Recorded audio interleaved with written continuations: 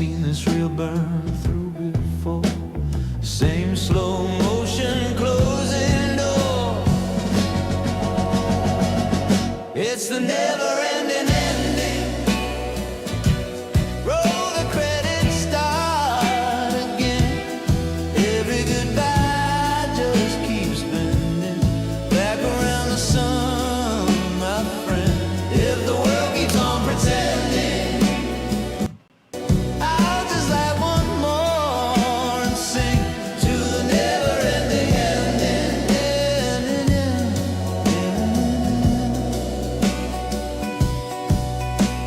Sirens in a southern dream, kids still chalking halos on the street. Preacher on the corner losing steam, signs are running out of ink and heat. He's shouting this time, this is it. Earth just shrugs and starts to spin. It's the never-ending ending. Roll the credits, start again. Every goodbye just keeps bending back around the sun, my friend. All right, we're about to get started. On pretending. We're up on all the sites, I think. Think we're doing all right. And sing to the never-ending Looking good, sounding good, and feeling good. As good as you can in this situation. mushroom clouds on the movie screen. I got some stuff for you tonight, kids. Oh, Same old lovers in the pouring rain. woof. Same old soldier on a midnight plane. How many times can the curtain fall and leave dust hanging in the hall? Oh, here we go. About 30 seconds. It's a never-ending ending. Roll the credits, start again. Every goodbye just keeps bending back around the sun, my friend. If the sky keeps slowly rending, I'll be here still whispering. Fingers crossed the camera's working like it's supposed to. Let's give it a try. Hey, it is. Look at that. Oh, my mic. Right. Every time I think the mic's on, we're good. Excellent. There we go. And let me do this real quick. Open up a preview window up in my... there you go. Now I can look right at you. How you doing, chat room? Welcome, everybody. Hit that like, share the show if you could. Subscribe. I know. I don't tell you often enough. You should subscribe. I recommend it. We got a lot to cover tonight. I have a feeling I'm going to be doing a bunch of needle dropping over the next few weeks because there are so many stories going on at the same time. So the idea of following through on an entire clip, it has what I would call on the emotional scale diminishing returns, ladies and gentlemen. That's right. The feel-good part of it starts to wane after a little bit. So especially when you're dealing with stuff like this, I don't know why anybody in the White House thinks it's a good idea to let him yammer in front of normies. I mean, it's bad enough when he's got sycophants nearby, and it's bad enough when he's got people who, are ever Trumpers that they bring to the White House and stand around. They just can't, they crawl through broken glass to kiss the hem of his diaper. But when you get people who are like, oh, the president's coming, my goodness. What's he saying? No, goodness. Well, that was not true. All right. Well, when you make people do that, it's kind of a dick move. Now, as I was saying this, I have to admit that it occurred to me that maybe there are people in the administration that know this is a terrible idea. That I guess are aware that it shows that he is not in control of his mental faculties, as it were. Does that make sense? That they're intentionally setting him up for these falls. That's my theory. We're going to jump into this. This was very... He's at Thermo Fisher Scientific, and I hope he says it 3 times. Bit of a, I mean, obviously you got to have a lot of roller skating space in a place like that. But I desperately, oh crap, hold on one second. It signed me out of my thing. Sign back in, you silly. There you go. I don't want us to have to watch ads. That's not why you're here. You're here to hit the like and share the show and Venmo. I should put that rhyme together into some sort of a pattern. Now you've thought, now you're gonna move on to it. Okay, here we go. This is his visit. This is in Kentucky at Thermo Fisher Scientific. We're just talking about how the expansion's going, and a lot of expansion because of Trump, I have to say. No, you want to say.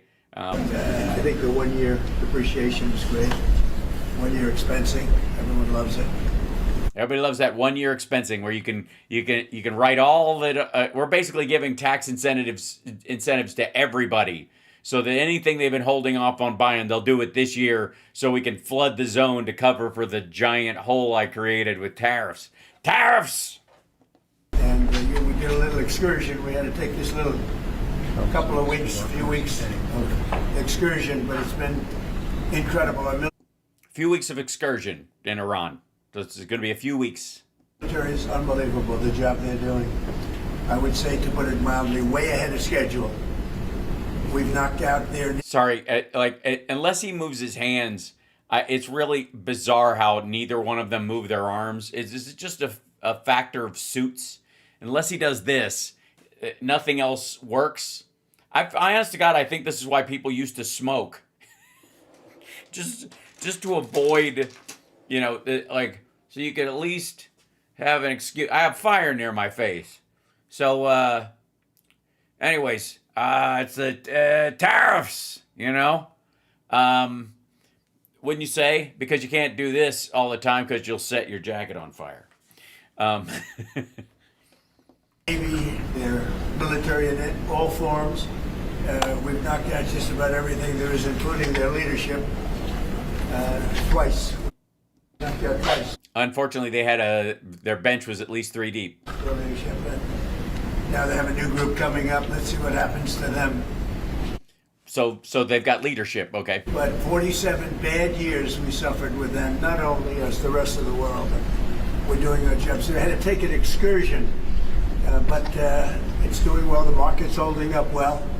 I figured we'd be hit a little bit, but we were hit probably less than a lot of bit. I thought, and we'll be back on track in a pretty short while. Prices are coming. In pretty short order is the phrase.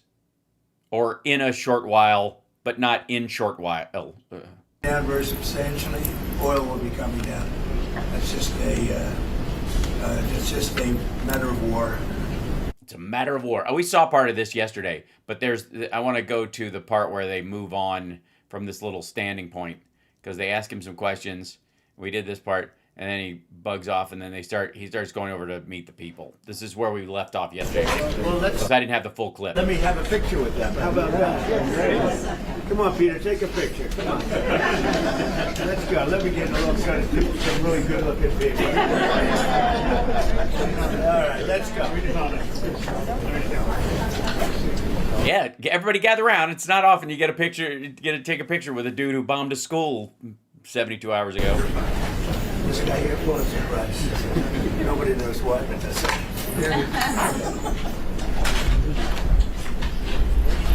Some great information about... Yeah, they had to cut out the part where that broke up because I don't know what happened with that thumb after.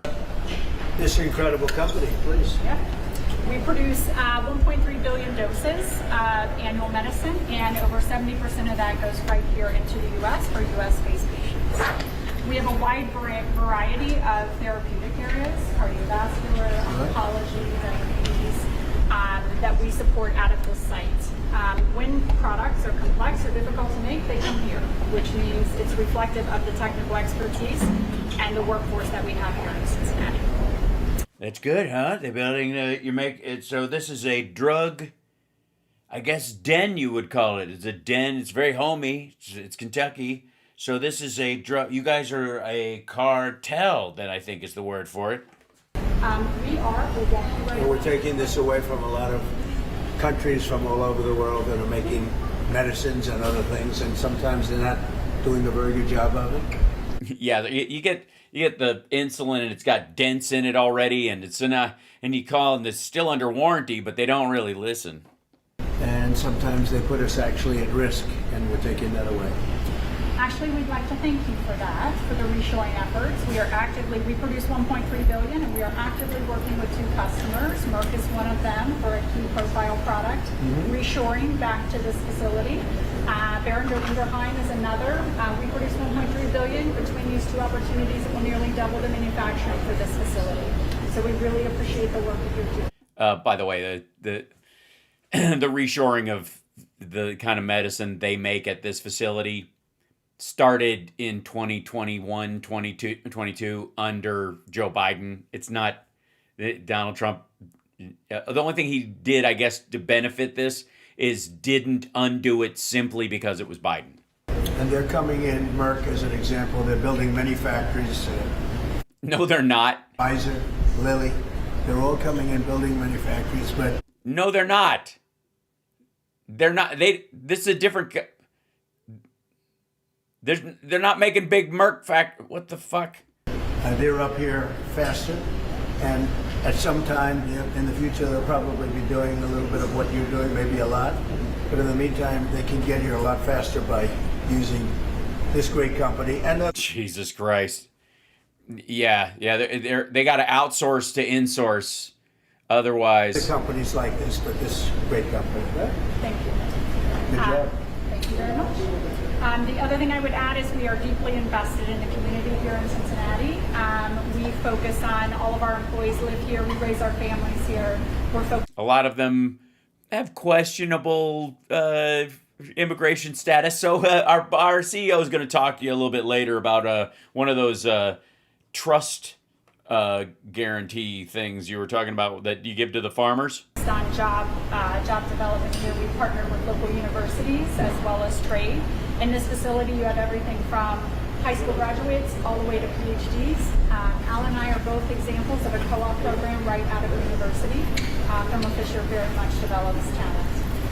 And I spent 3 summers in the Queen City. Do they still call it the Queen City? Yes, they do, sir. In the Queen City, and it was a great experience with my father. I was very young, and we had a little apartment house here, a little complex called Swifton Village, and it worked out very well. It did. It's great. I left. That's what everybody was really excited. They were very excited to see me come, but they were really excited to see me leave. It's always good to get off to a good start. Sure, I guess. We gotta do I was born in Cincinnati, so sure. Yeah. Cincinnati gives good start. a good start. If you don't do a good start, it gets a lot more difficult. But Yeah, if you don't get a good start, it's a lot, you're starting in the middle. And then what do? Probably go back to the beginning and then, you go back to the top and you go for a ride. it was a great experience. I love Ohio. And Kentucky we're going to also, We love Kentucky. And we won them both by a lot. I think we can. This is fucking awkward as shit. I'm bad. People like me here. I don't know if you know this, both of you. Very popular. These people like me a lot. The people, especially the ones that you guys don't actually run into in your line of work. Yeah, you guys love the tax breaks and the kind of run-of-the-mill Republican shit I do, but they really like the kind of racist, sexist stuff I do. You got to do something for everybody. It's kind of like being a touring musician. Just got to do ballads and rockers, I guess. Absolutely, without question, we can say by a landslide. And it's great to be back. Thank you. Thank you very much. Thank you for welcoming me as the official ambassadors of Cincinnati. At least this part of this building, I guess. Dr. Oz is here, one of our real stars.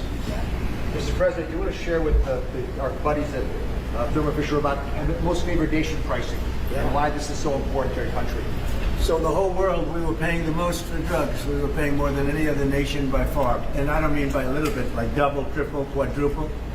I use it just as a basic example. A pill that would cost in London $10 could cost $100 in New York. And through a lot of talent and Dr. Oz too, and some of his people, they're incredible. I've written an executive order that Republicans won't pass, so I'm trying to get them to colon fry it, or whatever they do when they sign a thing and then they make me sign it. But I dealt with countries and with the pharmaceutical companies and yeah, businesses and other oligarchical shitheads. Like, I just speak their language. It was pretty easy because they thought we'd never get it approved by the countries. Oh, by the way, in the speech he gave there, he did the whole big, no, Donald, you cannot do that. No, Donald, you... Like, because every fucking world leader is Latka Gravis. So they said, well, we're going to be okay with it, which they weren't. But in the end, they were fine, really good. But in the end, I used some very strong negotiating talent to get every single country to... He doesn't mean him, by the way. Almost immediately approve. I threatened them with tariffs. I said, look, if you're not going to do this, you're going to take your medicine from $10 to $20, and you're going to bring us from 100 down to 20. So we're going to be now the lowest. We're going to be tied for the lowest anywhere. Tied for the lowest. That's if there's anything that sums up Donald Trump's like control over every different aspect of government and American life, it's that the one thing you can say is that they're all tied for the lowest. Well, we take the lowest, and that's where we are right now. We went from... We are totally, you're right, that's where we are. We are tied for the lowest. The highest in the world to the lowest in the world. Yeah, it pretty much sums up his presidency. And I think it's the biggest thing to ever... You don't think, nobody here actually believes we would have had the most deaths from COVID if I wasn't running the joint, do you? I mean, come on. Big numbers, that's all I do. Happen with medicine, certainly in terms of pricing, and you're a beneficiary of that, and it's made a big difference. But it makes a big difference for people that aren't paying the $100. Yeah, she's in the manufacturing side of it. If they're a beneficiary of it, that's a reach. I think if it worked and it was real, they would be slightly hurt by it, I guess, because the company that manufactures their drugs with them doesn't have as much money to pay because whatever. But they don't, it doesn't matter. You know, when they talk about how a pill costs 30 cents to make, but they sell it for $300 or $200 or whatever, they're the ones that get 30 cents. They get the 30 cents. Merck and the rest of those guys aren't cutting them in on the action. They're happy to get the contract to crank these fucking pills out because they know there's a big demand for them. They don't see the profit side of them, though. As a matter of fact, it would be better for them, I guess, long term, if it was cheap enough where everybody that needed it could afford it, because they'll ramp up production. And in the case of some of the drugs, maybe that's what she's talking about. But again, that started under Biden. 20. They go from 100 to 20. And a country, France, or one of the countries, will go from 10 to 20. Yeah, you said that part already, and everyone's looking at you like you're a fucking lunatic for the same reason. Yeah. They said, we're not going to double our price. And they said, yes, you are. I said, no, you're not. And yeah, thanks, CSL. They said to me, look, what are you going to do? I said, I'm going to put very substantial tariffs if you don't do it. And they go into effect tomorrow morning. And they said, like we said, we're going to do it. And it was pretty amazing. Nobody can believe it all happened. And if I may,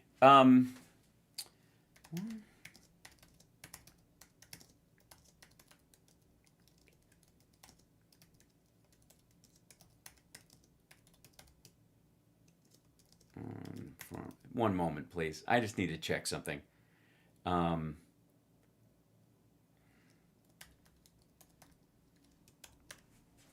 Because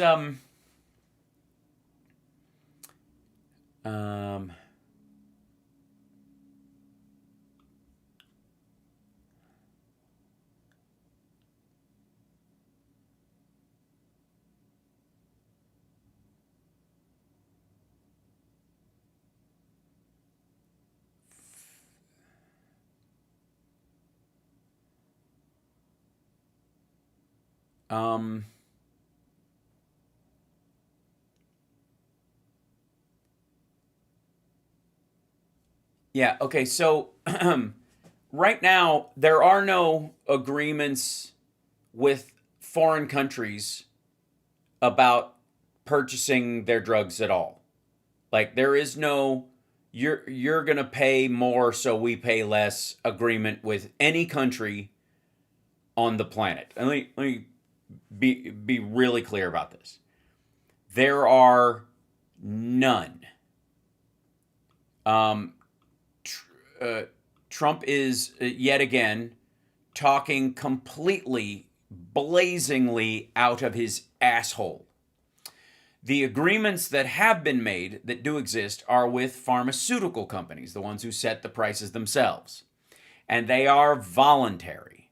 There is no leverage whatsoever with the companies that have complied. And they did it because they get a benefit of being on Trump RX or a bulk purchase from the government. More than likely, what really happened, and we will probably not find out until we have Democrats in basically in the House, the Senate, the White House, and the SCOTUS. You know, we need a liberal court as well before we'll find this out. But effectively, he took billions of dollars and front-loaded the purchase of a bunch of drugs that his demographic needs. Insulin, Wegovy and those kind of things, some heart medications, statins, shit like that. And they took money, hid it under a national defense, and gave it to the pharmaceutical companies, like he did under COVID with the vaccines. Basically, prepaid using the same thing. It's a medical emergency. He used the same standard, and you can make it a secret one if you want to. You don't even have to tell everybody it's an emergency. We're just dealing with them. We need to store a bunch of drugs just in case there's a nuclear war. So we need all the insulin you got, right? And you can just buy it up. And then whether you store it in a bunker in Montana for the end times or whether you pass it out to lower the price doesn't matter. You can still keep the reasoning secret.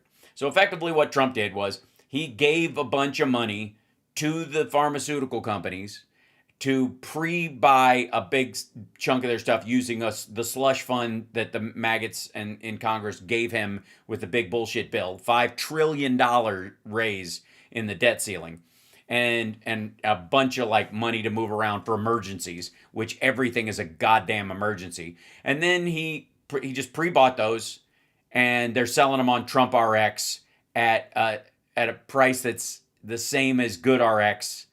The only difference is on Trump RX, you can't get generics. And so that's a toss. It's basically an advertisement for all those pharmaceutical companies and permission and sort of a instant FDA approval kind of standard for those companies by the White House. Like you're on our team by putting your shit on our website. We'll just let whatever you want go through.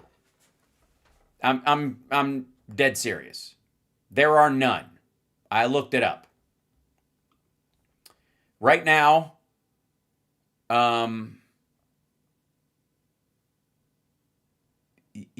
okay. This is the only thing that's happening. Voluntary agreements in Trump RX. The administration has secured voluntary agreements with at least 16 major pharmaceutical manufacturers to align U.S. drug prices with lower prices paid in other developed countries.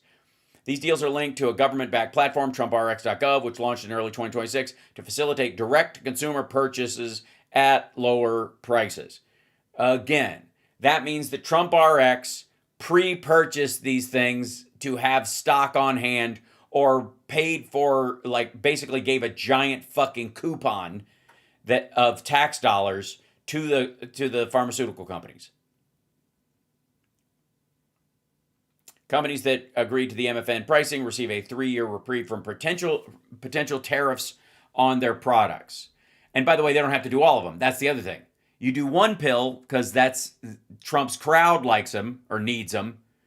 If fucking liver meds or whatever the fuck Kentuckians need, according to him. Where are we? There we go. They can put one drug on there, and then they get a pass on for 3 years on all their other drugs. It's a scam. It's fucking 3-card Monty. You're welcome. I guess other administrations tried, but they're not. But they couldn't hide $750 billion to do it. That competent, or they didn't try at all. I would say mostly they didn't try. I don't. They actually passed the pre-order part of this and the reshoring of crucial medicines stuff during Biden.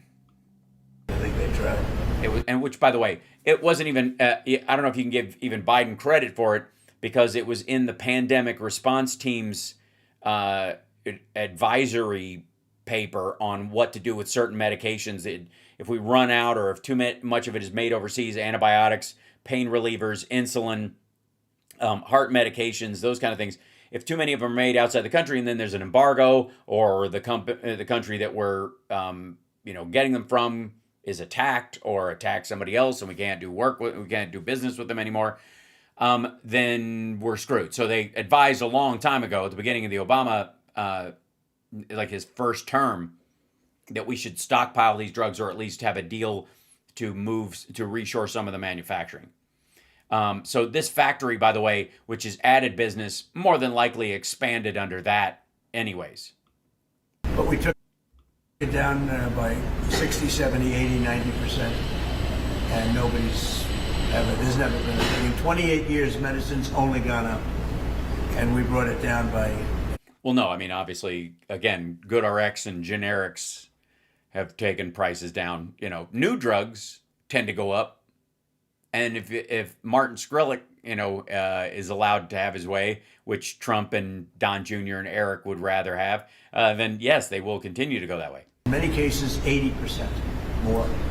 So it's an honor, and you're a big recipient because it's good for your business. It's an honor for you to be standing next to me, and you're a big recipient of my honor. Would you like to be a recipient of one of my other talents, ma'am? That's right. Absolutely.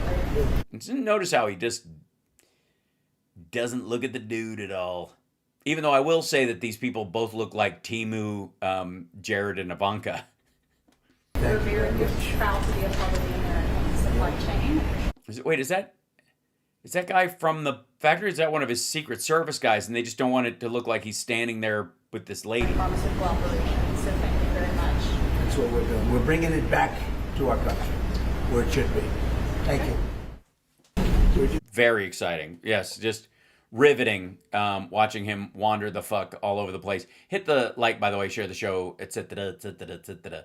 If I may, there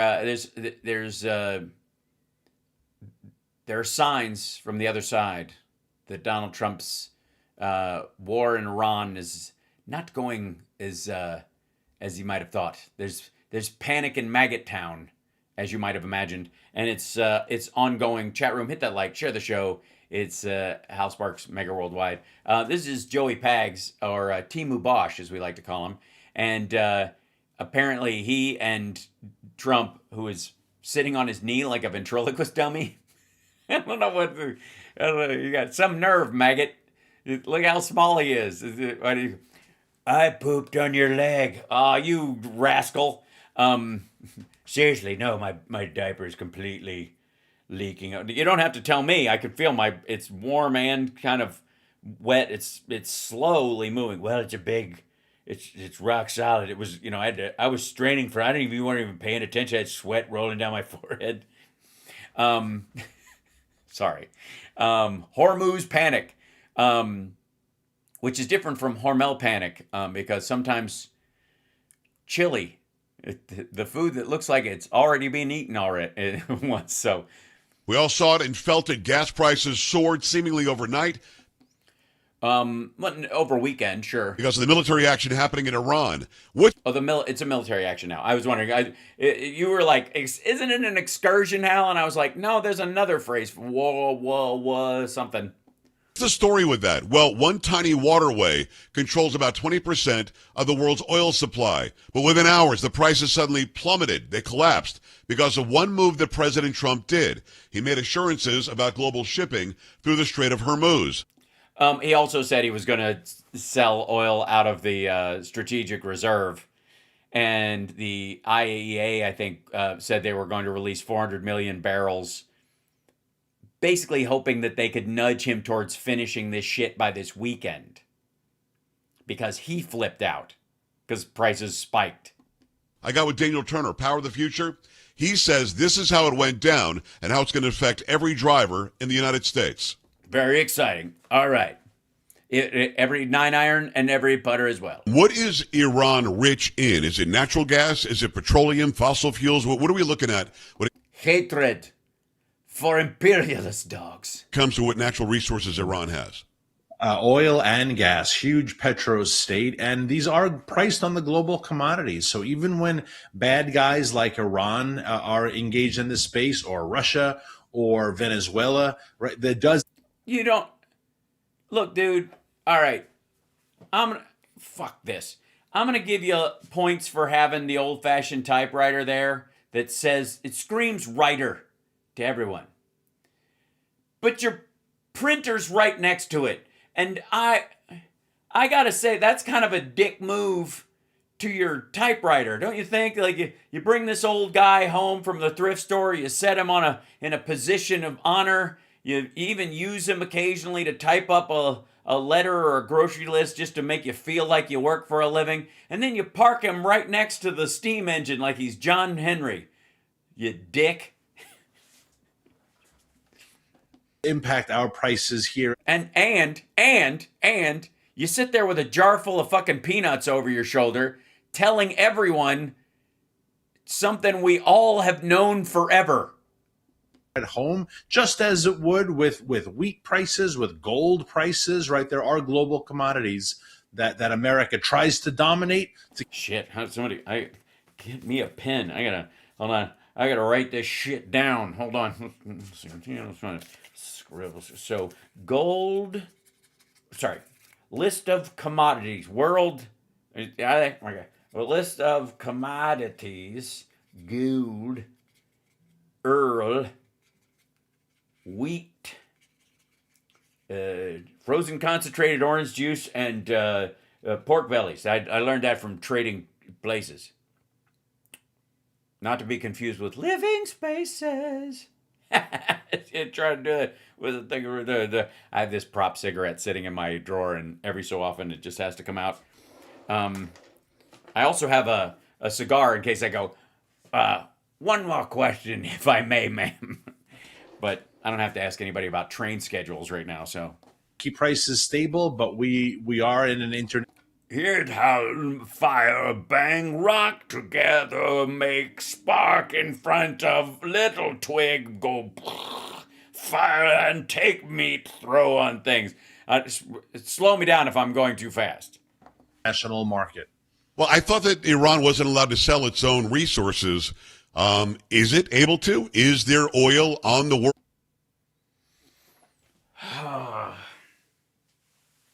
Yeah. Trump allowed them to sell $6 billion worth of it to South Korea. That's where the money for the hostages is going to come from.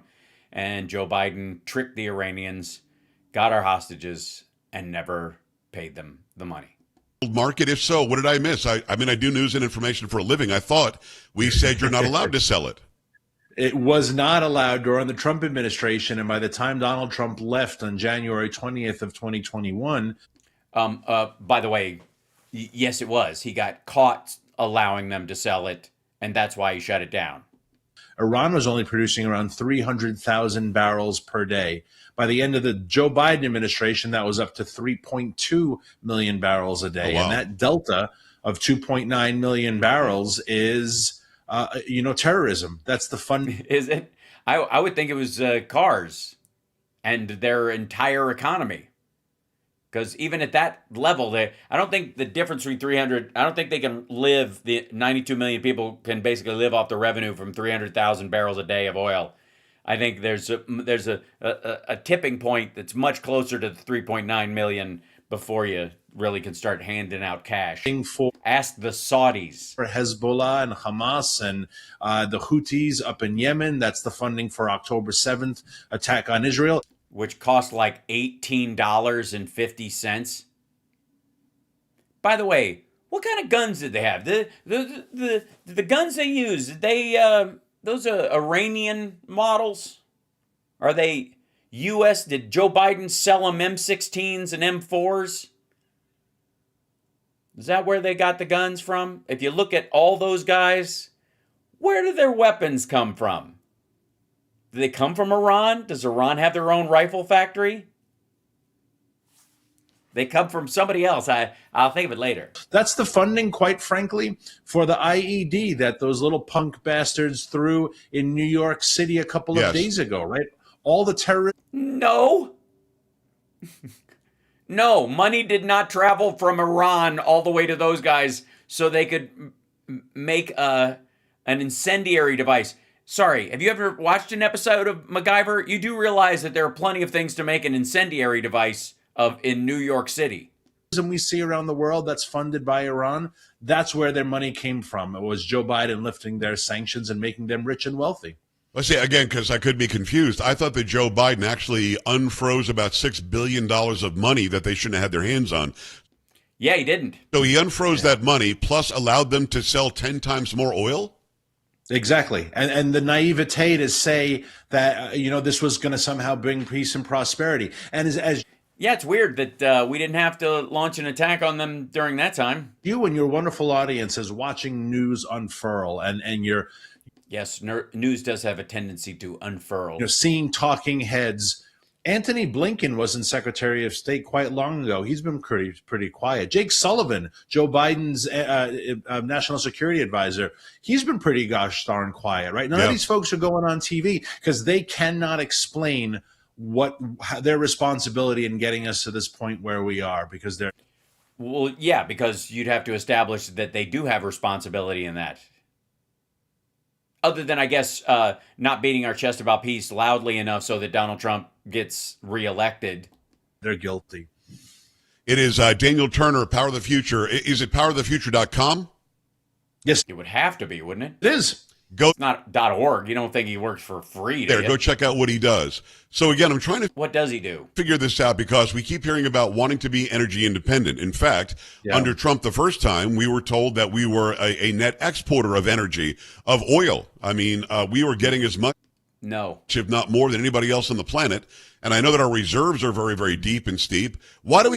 They're the lowest they've ever been. Have to still allow ourselves to be jockeyed around by this cartel called OPEC? What is the...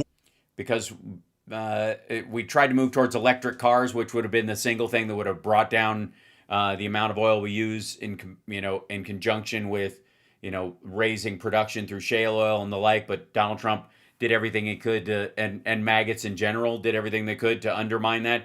And so we're behind on that arc. And so we currently produce about 13.5 to 14 million barrels a day, and we use 19.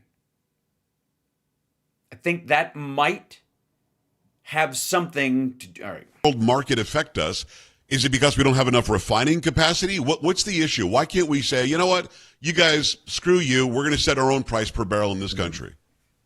Oh, you mean nationalizing it? You fucking commie. I wish we could. And if you do look at the different oil markets, WTI, which is West Texas Intermediate, which is what American oil is usually around $10, $12 cheaper than some of the other oil markets. The oil market of Brent, which is the North Sea, the oil market of Murban, which is the Middle East, right? So there is some independence. But again, it is all a global market. Every country in the world needs... Yeah, it's cheaper because you don't have to pay the shipping. Oil and for everything that we use. Even the people who are saying, well, we should go green. Your green products are made from oil. Your wind... No, they're not. And your solar and your EVs and your Teslas and your batteries are all made from oil. So oil's... Okay, naphtha is one thing, but no, they're not. These are not plastic fucking cars, you absolute asshole. And of course, when you make an electric car, even if you use plastics to do it, which come from petroleum products, it's made, and it doesn't use more oil to run around. It doesn't burn oil as it's being made from plastic at some point, or parts of it made from plastic. This is one of the dumbest fucking, I mean, this explains a lot, though. This is how these guys process information. Not going anywhere anytime soon. And oil markets hate uncertainty. And Unlike every other market? there has been uncertainty in the last couple of days. Based on what? Do you not have faith in your Lord and Savior, Donald Trump? Now, a huge story is how we went from $122 to $81 in a matter of hours, right? So as things calm down and as the jitters escape, oil prices will come down, and they'll continue in that direction as more calm is restored to the area.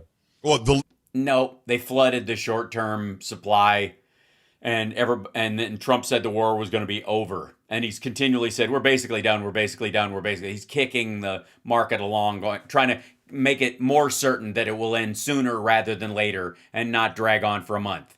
The idea, it went up $20. It jacked up and then it went down a little bit, but that was, profiteering and panic and all that kind of shit because it was an attack and it's a giant thing. But the Strait of Hormuz is still, what's the phrase? Fucked. left media and the left politically all rejoiced the fact that it was over $100 a barrel. So how did it go to 100? Also, no, we're not rejoicing. I told you so is not a form of rejoicing. Down to 81 so fast. What happened? Does something have to happen, or is that just a massive, a bunch of people selling what they had to make a quick profit, and that lowered the price? Or did we release or get our hands on some other source of crude that I didn't know about? No, it's all just speculation and it's all market jitters. We don't have a supply problem. We had a fear of a transportation problem.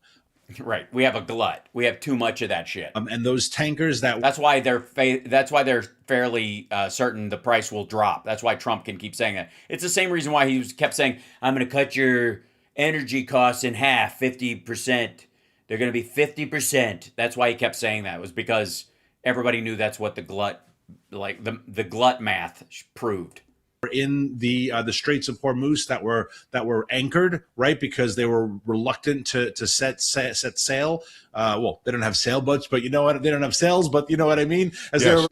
they're reluctant to pass, once they were given that security by the government of first military protection from the United States government, and then insurance protection by the United States government. Once things were calmed and vessels started moving, again, the speculators, the concern, all calmed down, and then ships got hit, and then it didn't matter. And chat room, if I may, real quick, I want to show you something. I think it was yeah, there's a little interactive window. Yep, Iran is putting mines in the Strait of Hormuz, and these are the ships that have gotten hit. This little area right here. These are you can see these little guys running around, little ships trying to move, and then pow, this one got hit, and then this one got hit. The reaction went up to 120. They felt like they could manage it, and it's gone back down to 80, and then it's going to start climbing again. So these fellows are talking out of their ass. Here it is. U.S. officials say Iran is laying mines in key oil route. Iran is using smaller boats for the operation in the Strait of Hormuz, an American official has said. Remember I was telling you they use fishing boats and civilian watercraft, and they have these like yachts that basically look like they're military craft, except they're painted white and flagged as civilian. That's what they use. A U.S. refueling plane crashed in Iraq, and Israeli airstrikes pounded the Lebanese and Iranian capitals. Here's the latest. Let's see what the latest is, shall we? They've been laying mines in the Strait of Hormuz. U.S. CENTCOM says a U.S. KC-135 refueling aircraft, which military officials said was part of the American war on Iran, has crashed in Iraq. I don't know. In a statement, Central Command said that an incident occurred in friendly airspace. Another one. And added that rescue efforts were underway. The KC-135 has a 3-person crew. The incident was not because of either hostile fire or friendly fire, CENTCOM said. In the Strait, it was just random fire. They were just celebratory fire. Strait of Hormuz, the U.S. said that while it had destroyed larger Iranian naval vessels, Iran began using smaller boats to lay mines on Thursday. I said this earlier in the week. This is exactly it's not even like a fallback. This is how they do it. Earlier on Thursday, Moshtaba Khamenei, his new supreme leader, had vowed to keep blocking the strait, striking a defiant tone in his first public statement. Again, I don't know about striking a defiant tone is doing a lot of heavy lifting because it was a written statement. Somebody on the news read it.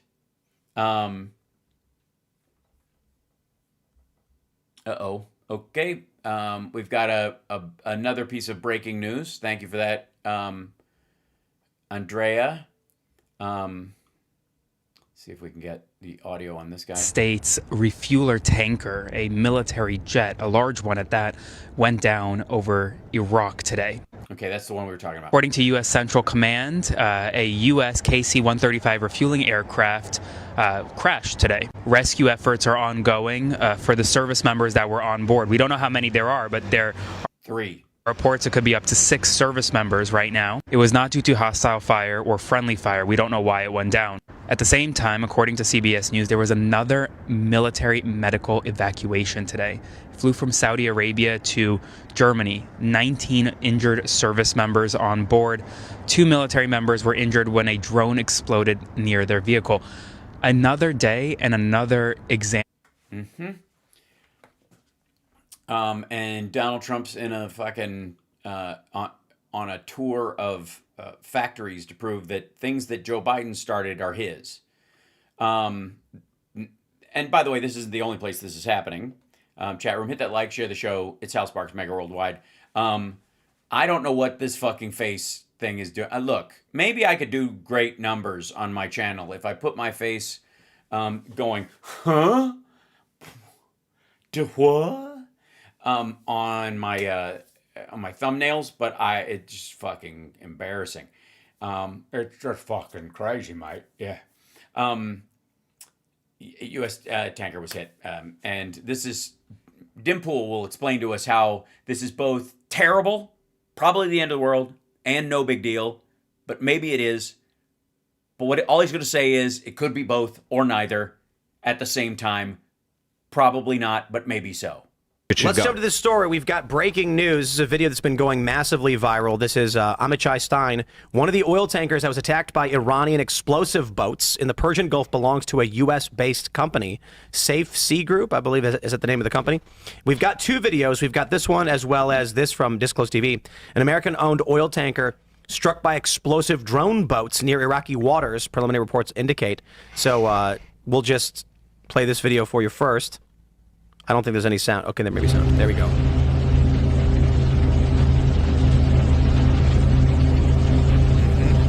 Massive damage. Yes, it is a lot of water, a lot of fire, very little boat. Who and look at this collection of flunkies that he's got over here. It's like they all do reaction videos on stuff snuck out of a Ren fair. One of the craziest things about these tankers getting bombed is that they're full of fuel, and that stuff goes boom boom. These are some of the biggest explosions and fireballs ever in history, because these are tankers with like ridiculous amounts of crude in them. Oh God! I was kidding. I honestly thought he was gonna say something else that was equally as ridiculous, but whatever. But yeah, he's just gonna go with, wow, these things are full of boom boom juice. Blowing up. So here's the other video, and fascinating. It's great. Yep. It's just we're all. Did you ever take one of those school aptitude tests? Yeah, it said I should be a fire washer. All right. This is. I mean, I can only do so much, Dimpool. I'm sorry. And the reason, yes, the reason oil burns so brightly, Roy, is it's Joe Biden's fault. Yep, Joe Biden is the reason why. Entire shipments of boom boom go go juice are blowing up in waters while Donald Trump has been president for a year. Okay, look, I know what a lot of you are saying, how in the world is the administration going to get a handle on this whole Iran talking point thing if all the sexiness is again it? If you've got Tucker Carlson and Candace Owens and Dave Smith and all the hotness, Ian Carroll being against it, all the model friendly maggots don't like it. How are you ever going to shift the message? You got to send out something. You can't just have Lindsey Graham running around, looking like one of Buffalo Bill's victims. You got to send somebody out with some charisma. I know I'm being sarcastic. I'm being ironic. There are fewer things funnier than Ted Cruz trying to be tough, ladies and gentlemen. Let's see what Timu Wolverine has to say. But he's like, Trump will take you out. Ted Cruz puts U.S. adversaries on notice. Damn, son. Now, if you are on the West Coast tonight, listen up closely. The FBI is now warning law enforcement officials in California that Iran could be plotting a surprise drone attack against unspecified targets within the state of California. Now, it's a pretty big state. This as Senator Cruz is now warning the threat from the possible Iranian sleeper cells has never been higher. He joins us now. Texas. So they're not sleeping. They're just kind of napping cells at this point. They're not even deeply asleep. Senator Cruz, let's talk about the sleeper cell. I'm here to make every American feel a lot more secure, mainly because I'm not outside their window making weird lip motions and rubbing my nipples on the glass. In this direct threat of drones to California.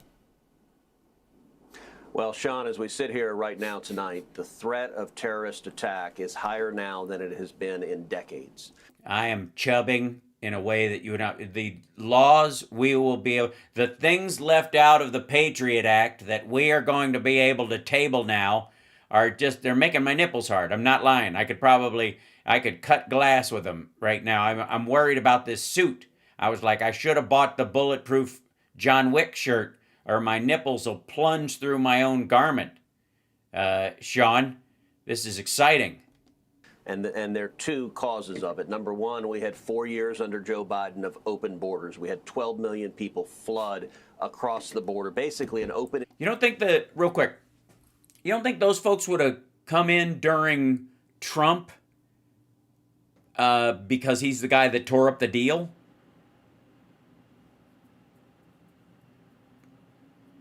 I guess it's a permanent mystery. It's an unknowable, so you can use it whatever. But I would think, just kind of from a strategic and timing factor, that Donald Trump tearing up the Iran agreement was sort of taken as proof that he intended to, attack Iran at some point in the future, and that's when they would have entered the country with, that if a new deal couldn't be made, maybe this is the time to act, Invitation to every terrorist, every Hamas and Hezbollah and IRGC terrorist. These printed invitations, or did they use Evite? Because I'm worried about my tax dollars. Come to America.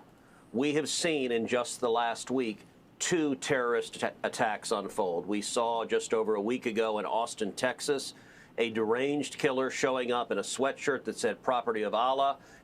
Right, been here for years. In a T-shirt underneath with an Iranian flag, opened fire at a bar in Austin, Texas, killing several Texans, wounding more than a dozen more.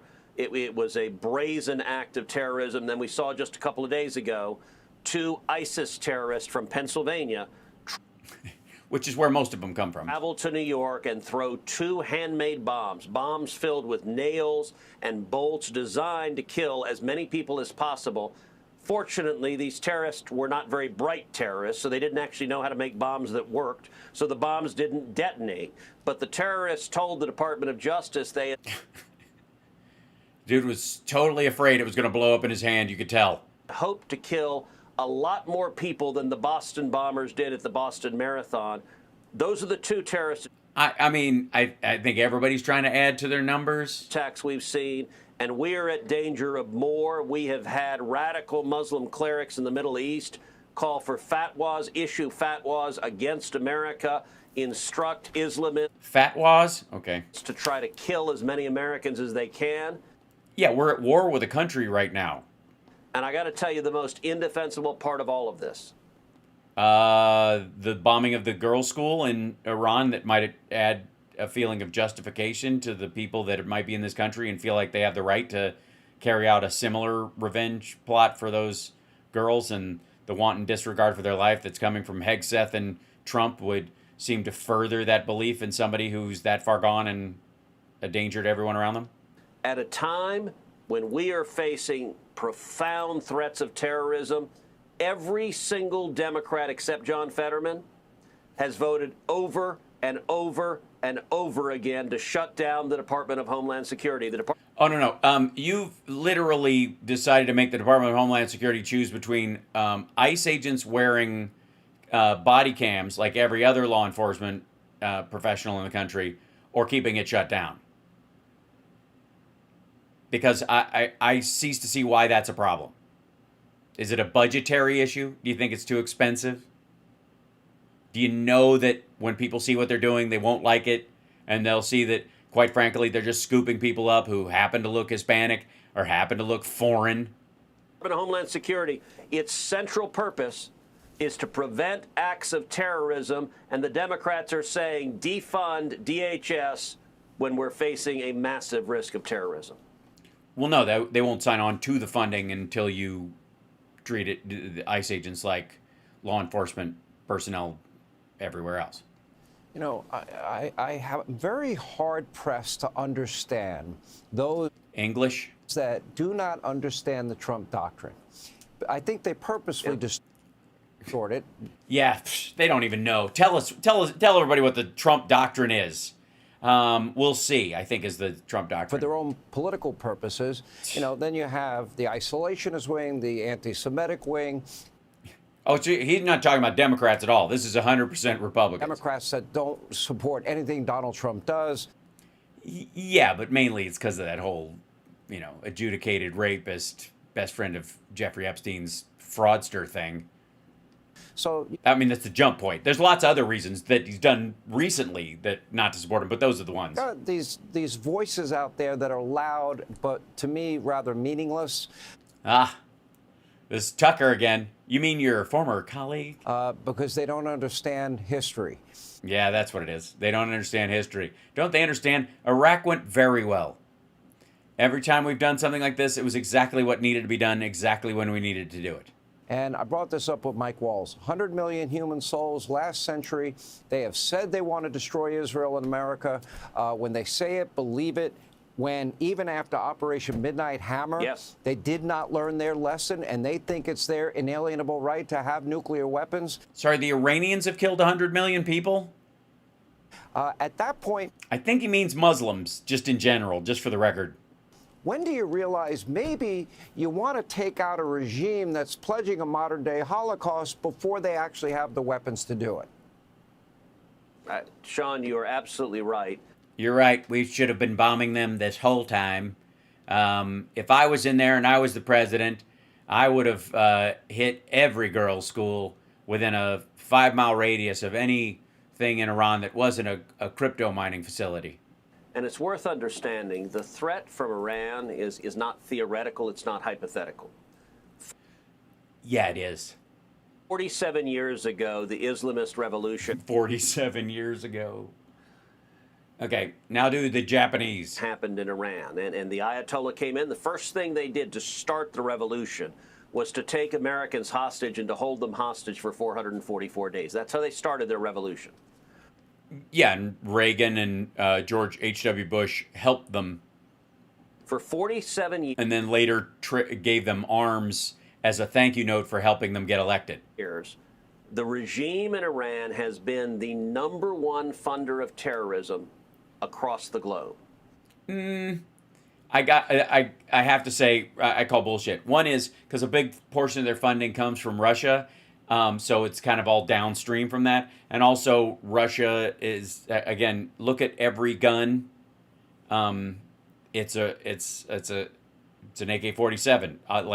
All of these groups are armed by the Russians. So I don't know if they have some sort of yogurt club card thing. You know, after 9 AK-47s, you get a 10th one free and a couple of hand grenades.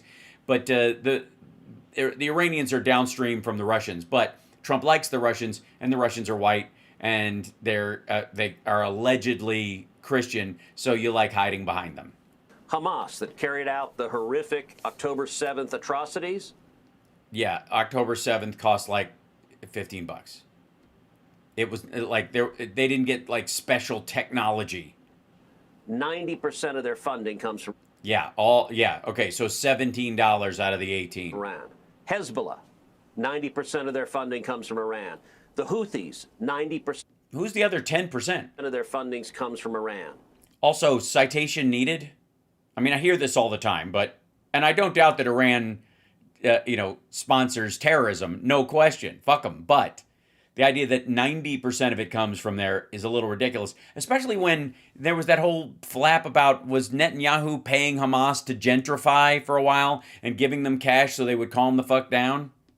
In the last... Is that the 10%? 5 decades, Iran has murdered nearly 1,000 Americans. The Ayatollah, he leads mobs chanting death to America. Yeah.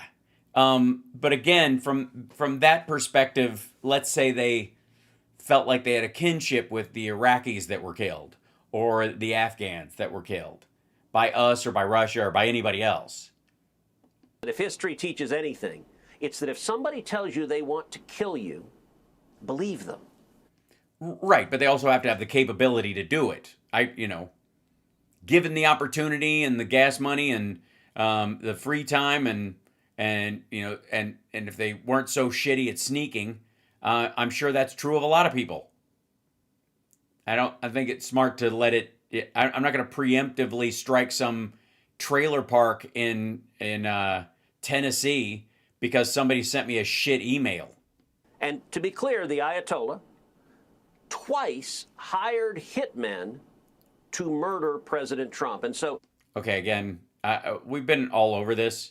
And the ties that he directly okayed it is very tenuous. It sounds very dramatic.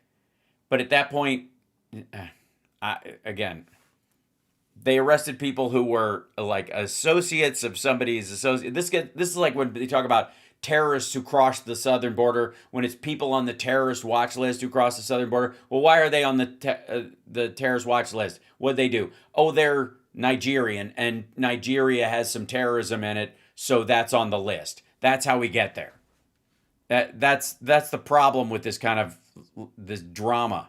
You were talking a minute ago about the Trump doctrine. The Trump doctrine is not invade foreign countries and send our soldiers to die in extended occupations. We're not...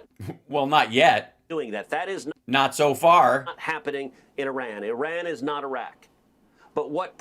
So far. President Trump will do is, if you are killing Americans, if you are a threat to the safety of Americans, President Trump is a strong commander-in-chief, and he will take you out. And well, and the problem is, first, if he's actually going after the people who actually did the thing, and then in the process of killing the people that may or may not have actually threatened or killed the Americans that he's avenging, if he kills more civilians and gives them reason to kill more Americans because they feel the same way.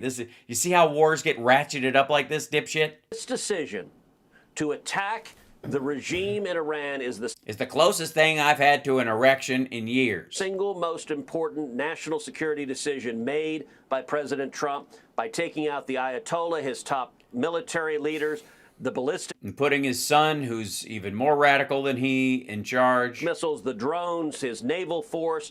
All of that is making America much, much safer. And by the way, all of the clowns who go on and say this is for Israel, understand, this is for America. Yeah, dummy, okay? It's not for Israel. It's for the Saudi royal family, but it's definitely not for Israel or... Iran wants to kill Americans. The Ayatollah called Israel the little Satan and America the great Satan. And like Little St. James and Greater St. James Island. It's just. President Trump said, you know what? If you're killing Americans and you're telling us you want to kill more Americans, we're going to stand up and stop you before you kill more Americans. What if you say you're going to kill more Americans, but you actually kill less, which is kind of what happened? You say it more, but you do it less. What then? All right, we appreciate your time, Senator Ted Cruz. Thank you. Hey, yes, because it's so in demand. Well, I'm convinced. I don't know what the problem is. I think Candace and Tucker and that whole crowd, like, my goodness, they obviously something that's obvious. I don't know. Well, apparently, who knows who to believe, because apparently the maggots support the war now. Apparently the spell that Tucker was afraid was getting cast has worked. That's right. Don't believe me. Ask little fire stick here. Chick Fuentes over here. This is fine. Most of MAGA supports a war with Iran. Do tell. I want to talk about this polling because this is... Well, then go ahead. Nobody's stopping you. Goes hand in hand with everything I just said. Well, we didn't hear that part. You cut this in right at that point, so honestly, we don't know. So we now have the official public opinion polling on the war in Iran. And would you be surprised to learn, this is the biggest insight in my opinion, that the demographic that supports the war the most is actually MAGA Republicans? Wow. It's almost like these fuckers will follow Trump anywhere, and they recognize its value as a way of hiding his connection to the Epstein files almost as much as he did. Please go on. I'm sorry. This is the data from NBC News. I'll just read it outright and we'll discuss it. It says, quote, it says, hold on. It says... Potatoes and chicken. No, sorry. Yeah.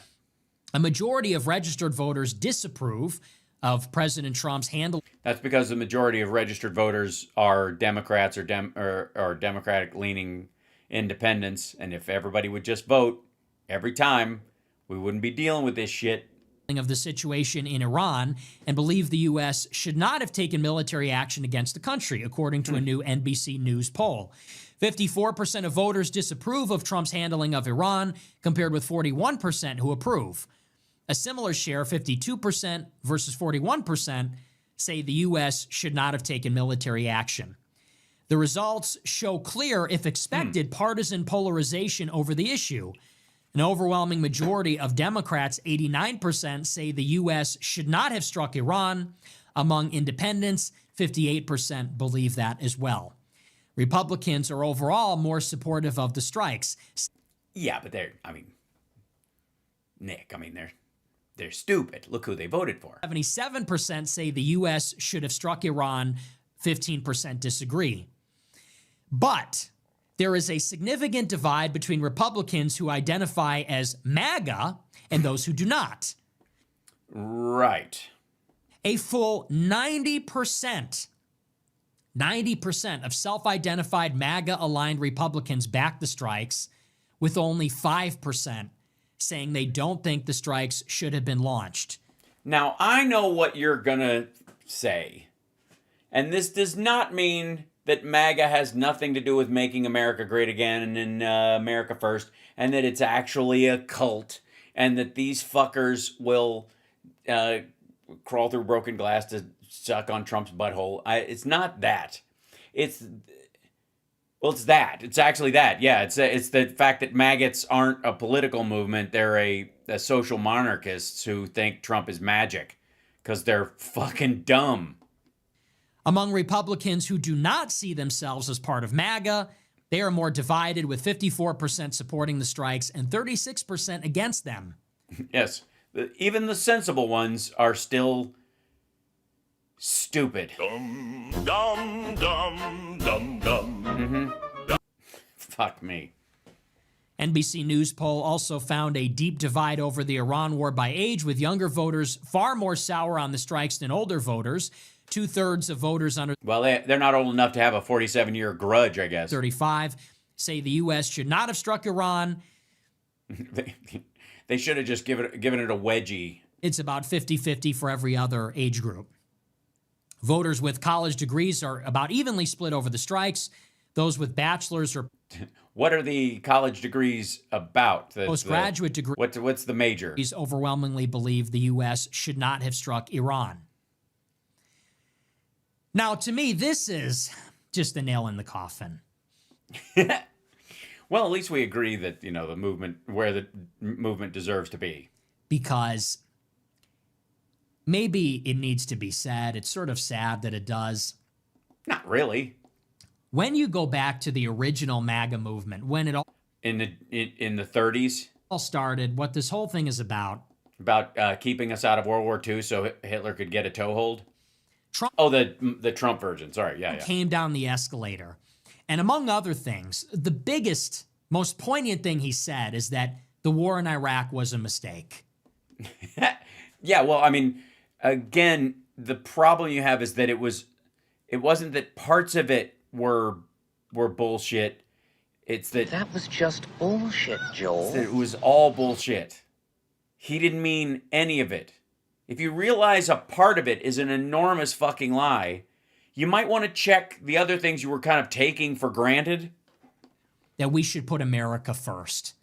That we had been fighting never-ending battles, that we had no business fighting. We have gained nothing from it. It's cost us a fortune. Americans have died. We haven't even achieved our goals. Yeah, but think of all the money that got shuffled around. Think of all the money laundering that occurred. I mean, do you have any idea how much money Dick Cheney made? I mean, if you knew about the war and you were the guy calling the shots, and you could manipulate the market, right? You could buy good defense contractor stuff right before you knew you were going to start it, and sell them right when you knew you were going to close down and shit like that. Like, if you knew those things, you could directly manipulate the market and tell your friends. Jesus Christ, like, you'd make way more than if you actually even had to pretend to give a shit like Cheney did. And so this welfare warfare thing, invade the world, invite the world, the neoconservative agenda, he said this is a failure. Right, and then he went and did it. And we need to change. I'm sure, you know what? I'm sure he didn't. I'm sure he's being blackmailed by Netanyahu or something like that. I'm sure this isn't his choices. He's got a spell cast on him. Donald Trump is an innocent victim in all of this. He's just a pussy that the devil is grabbing. He said we need an America first nationalist foreign policy. And his credibility on the issue came from the fact that he was one of the earliest critics of the Iraq war. If you don't count what he said on Howard Stern. In 2003. Right, when he said, well, I guess you have to go in there, but I don't like it. And whereas the Republicans at that time wanted to cast Donald Trump as a Democrat. Because he paid for 3 abortions and that used to matter to them. And say that he's not a true conservative. Because he's a philanderer, doesn't believe in Christian values at all, doesn't even pretend to, is a shit businessman. He's not of the establishment. He's not. Right. He can't even establish a functioning company. Loyal member. He had to glom off his dad's. He's a second generation rich kid. Of the movement. Trump flipped that on its head and said it's like a cross between Christian Bale's character in American Psycho and the Penguin. Republican establishment is corrupt too. And that maybe Trump doesn't fit into that mold, but that's. But he does. Good thing. Why would you think he wouldn't fit in the mold if he eventually became the candidate twice and actually got elected? Apparently he does fit the fucking mold. And it turns out that's exactly what happened. Because Republicans are losers. And they have been pushing America Last policies with the Democrats.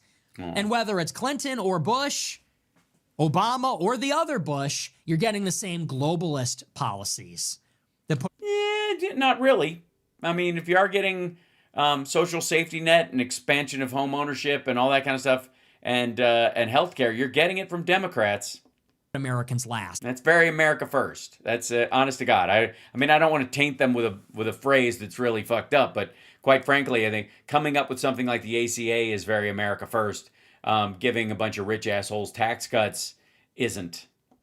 That was the genius. That was the vision of Trump 1, of the Trump. A veneer. But no. You're still pretending there was an actual vision and it was actually true. Okay. I don't know how these guys are all just trying to like back out of a cave that they thought like this will keep us dry in the rain, and there's a bear inside, and they're all just kind of going, we just meant to walk in here for a second. I was not intending to stay here. Like they're all trying to back away from the same stupid decision without coming to terms with the fact that they were suckers themselves. Bugs me. Now, I apologize about this next visual. Hit the like, share the show before you decide not to. Remember this guy, Eric Bolling? The guy who injects marzipan into his face? Eric Bolling, tapping into our strategic petroleum reserve is putting a piece of gauze on a hemorrhage. I'm so glad that read out hemorrhage. And I don't know what his art's about, but is the black woman in whiteface or something? This is very strange. Maybe she's just masking. I do. It's good for your pores. But this is Eric Bolling, on the host of Bowling, which is, I guess, is the equivalent of tariffs. Bowling. All right, here we go. Hit the like, share the show. Guys, your ED pill is 25 years old. This stuff is the future, and let me tell you, my wife is loving life. I've got about a minute here. Bowling. I don't have time to play what you did, but dude, you're so good. You told us, hey, the IEA strategic reserve of 400 million, what is it, barrels, the strategic petroleum reserve, if you do it, it's going to go up. We did it, and I think oil went up $8 at one time. Is that tell us again? Give me 30 seconds for a break. All right, I don't know what he's leading into. I'm gonna go with claptrap until proven otherwise. Yeah, I'll give you 30 Why was seconds. that, Bowling? So last night we've been talking about how useless tapping into SPRs are, whether it's domestic or international. Steve, by the way, the IEA, the group that just promised 400 million barrels of oil would be added to the market, they're getting it from different countries tapping their own strategic petroleum reserves, just for the record. Text me that 400 million you've heard. That number, that includes us, I think. Last night with the headline, Axios, by the way, great call on that pipeline. Axios headline saying Trump said he's going to tap our SPR. And my answer to you was, terrible idea. It's never worked, and it doesn't solve the problem. It's a piece of gauze on a hemorrhage. And sure enough, oil went straight up. I'll just very quickly, the reason why, Steve. Sorry, you seem to divert from the idea that this is a dumb idea and he's going to do it. Oil traders are smart. They realize there's no real plan to solve this thing. Tapping an SPR is very, very temporary. So yesterday, 24. So not only does he not have a plan for Iran, he doesn't have a plan for all the ancillary things that are happening that everybody knew were going to come, but is apparently catching everybody in the White House off guard. Hours ago, you did called shots on the petroleum reserves, and you also had some. You've had some ideas you've put forward to the White House. So 24 hours later, yeah, they're listening to everybody right now. As we rolled you out of the rack, are you feeling better directionally of where this is going? Hopefully to the sunlit uplands, or is Eric Bolling not feeling better? Sir. No, I'm feeling like we're headed into some badlands. A couple of things. So, Steve, we talked yesterday about don't release.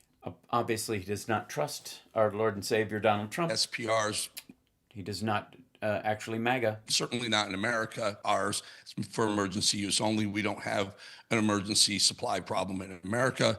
And then you texted me last night. Trump just said he's going to release it. And I said, this is a terrible idea. And sure enough, overnight, oil traded, the Brent crude oil traded $100 a barrel. We traded around $95 a barrel in West Texas Intermediate. I would like to just tell you it won't work. Releasing it. Is Steve Bannon just fucking with him and playing like walk-off music from the Country Music Awards every time he gets into a thought? PR oil never works. It's a temporary. And I think traders realize that if this is all we got, So what happens just now, some breaking news right now, per Reuters, Trump announces that he's going to suspend the Jones Act, It's a 100-year-old act law that will, when he suspends it, it'll allow foreign tankers to help supply our ports. Like right now, you have to have U.S. built and manned tankers that pull into U.S. ports for 100 years. Yeah. Hey, and don't worry, the southern border is completely closed, but foreign ships will be stopping at all of our ports. It's happened. It's been suspended a couple of times. Here's the point. These SPR releases and suspending these Jones Act, they don't have any effect. In fact, it was just announced, and oil is still over $100 a barrel for the Brent and $95 for us. I'll tell you what's happening, Steve. Like it or not, they've got the solution. I sent it in via of you and me talking about it to all. They have it. I'm just hoping that they're going to show him, and they're not going to hold it back because they didn't come up with it internally. Because the ideas they're coming. Yes, that's right. They're going to crash the oil markets in the U.S. market and commit us to a longer war in Iran because they're jealous of Eric Bolling in the Trump administration. As I say those words out loud, that seems more plausible than I thought it might. Like it would, under normal circumstances, this would be an absurdity for somebody on a show like this to say, but he might have a point. Up internally, unfortunately, are band-aids on hemorrhages, and it's going to get worse. Oil prices are going to go up, and I will tell you this. I said this to you. I'm going to play this oil market to go down. I hope it gets to 120 because it is going to be back at 80, 70, $80 in no time. There are so many simple solutions that, for whatever reason, the administration seems to be ignoring. It's so terrible. What reason could they possibly be besides? I'm trying to think insider trading, why they might, friends in the oil industry, that they might do something like that, payoffs, that they would know that, of course, leveraging the market. There's so many possibilities here that rug pull they could possibly try just to feather their own nest, manage this problem. I guess we'll find out. There is... we do have more people kind of turning on Trump, although this shouldn't be as surprising. This is from Forbes breaking news. And this is, I want to say the Wall Street Journal talking about this, but warning to Trump. And this is Steve Forbes, but if you let Putin win the Russia-Ukraine war, it would be a catastrophe. Currently, there seems to be an agreement about that, largely because we need Ukraine for their drone expertise.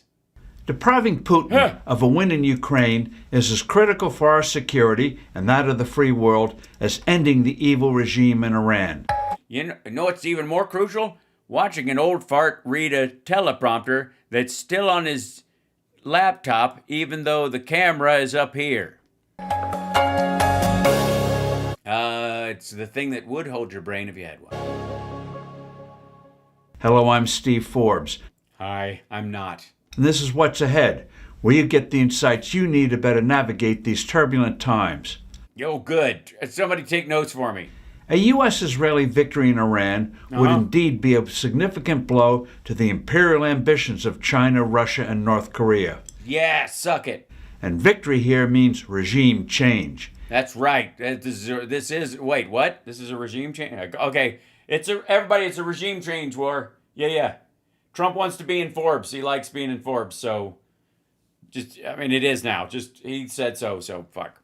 Anything less would be a dangerous blow to the credibility of the U.S. Right. You can't attempted murder. Nobody respects you in C Block. If you attempted murder, you gotta kill that fucker. But no less important is maintaining and solidifying the true independence of Ukraine. Putin has never wavered in his demand for serious territorial concessions that would fatally undermine Ukraine's ability to defend itself from future Kremlin assaults. Yeah, that's kind of the entire point. It's not even that he's like not trying to do him a solid and they're not letting him. That's the purpose of negotiating. I can't allow them to have any say in this because they will be able to fight back when I try to take the rest of their country later. Concessions would also include a ban on the permanent stationing of credibly sized European forces that could act as a tripwire to any future Russian attacks. And by tripwire, I mean they'll die first. That is, a renewed invasion would trigger a war with other European states. Yes, which is something my friends and I look forward to. Bad Ukraine peace would eventually end its independence, with ugly consequences for its people and its culture. Speaking of ugly consequences, I don't know how much more I can stand of him reading from that teleprompter, but I will say it's pretty great that there's some division on there that's taking seat and helping Ukraine. Strange bedfellows time. It's like listening to fucking Marjorie Taylor Greene talk right now. Here's another one. There's the big fight right now. We saw a moment of Tucker a bit ago. The war between him and Ted Cruz and Tucker Carlson is heating up, kids. And it could split the right, according to this. Ted Cruz warns Tucker Carlson feud could split the right.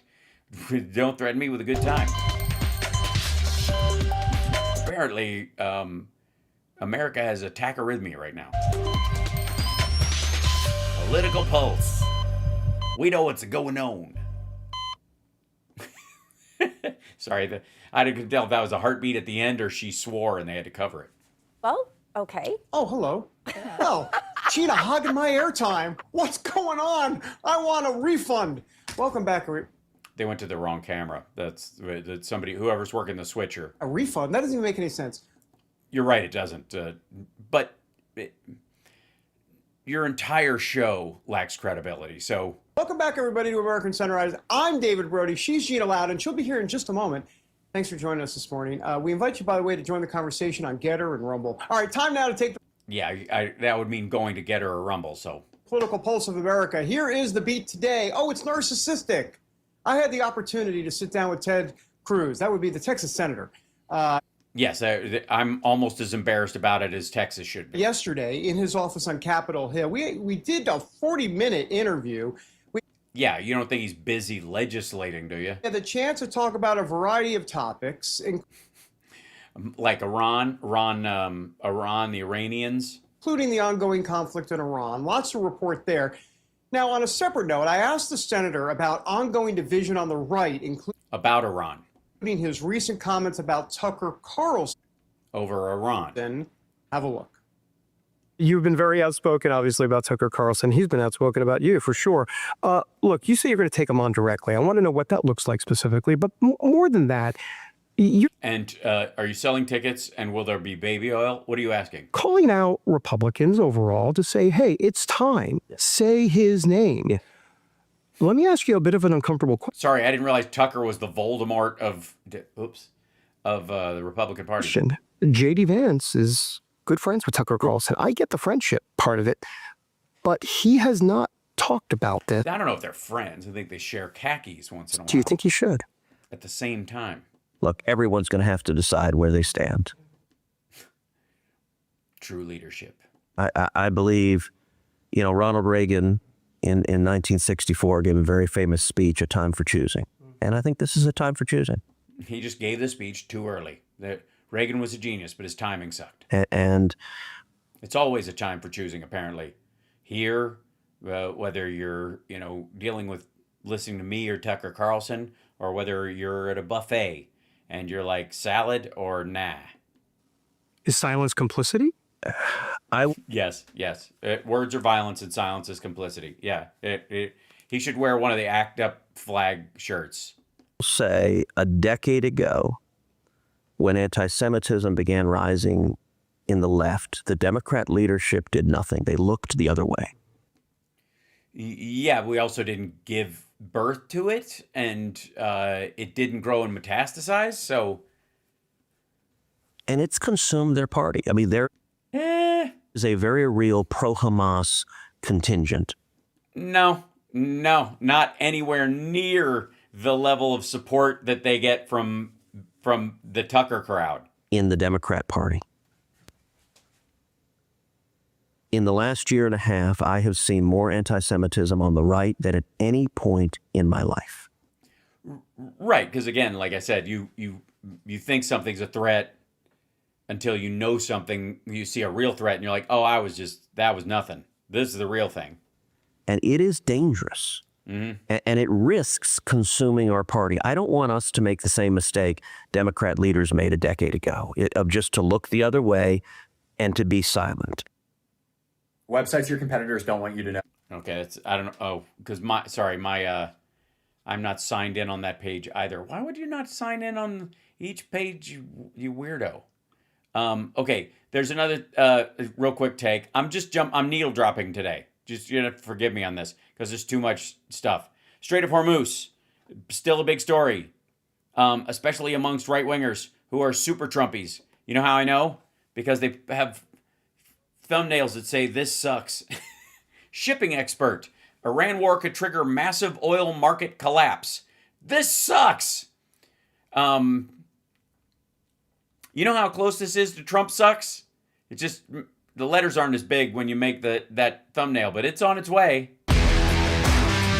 I am a gigantic nerd, and I find it to be unbelievably fascinating. I just always have. Logistics in general, military logistics, shipping, just the fact that there is global shipping.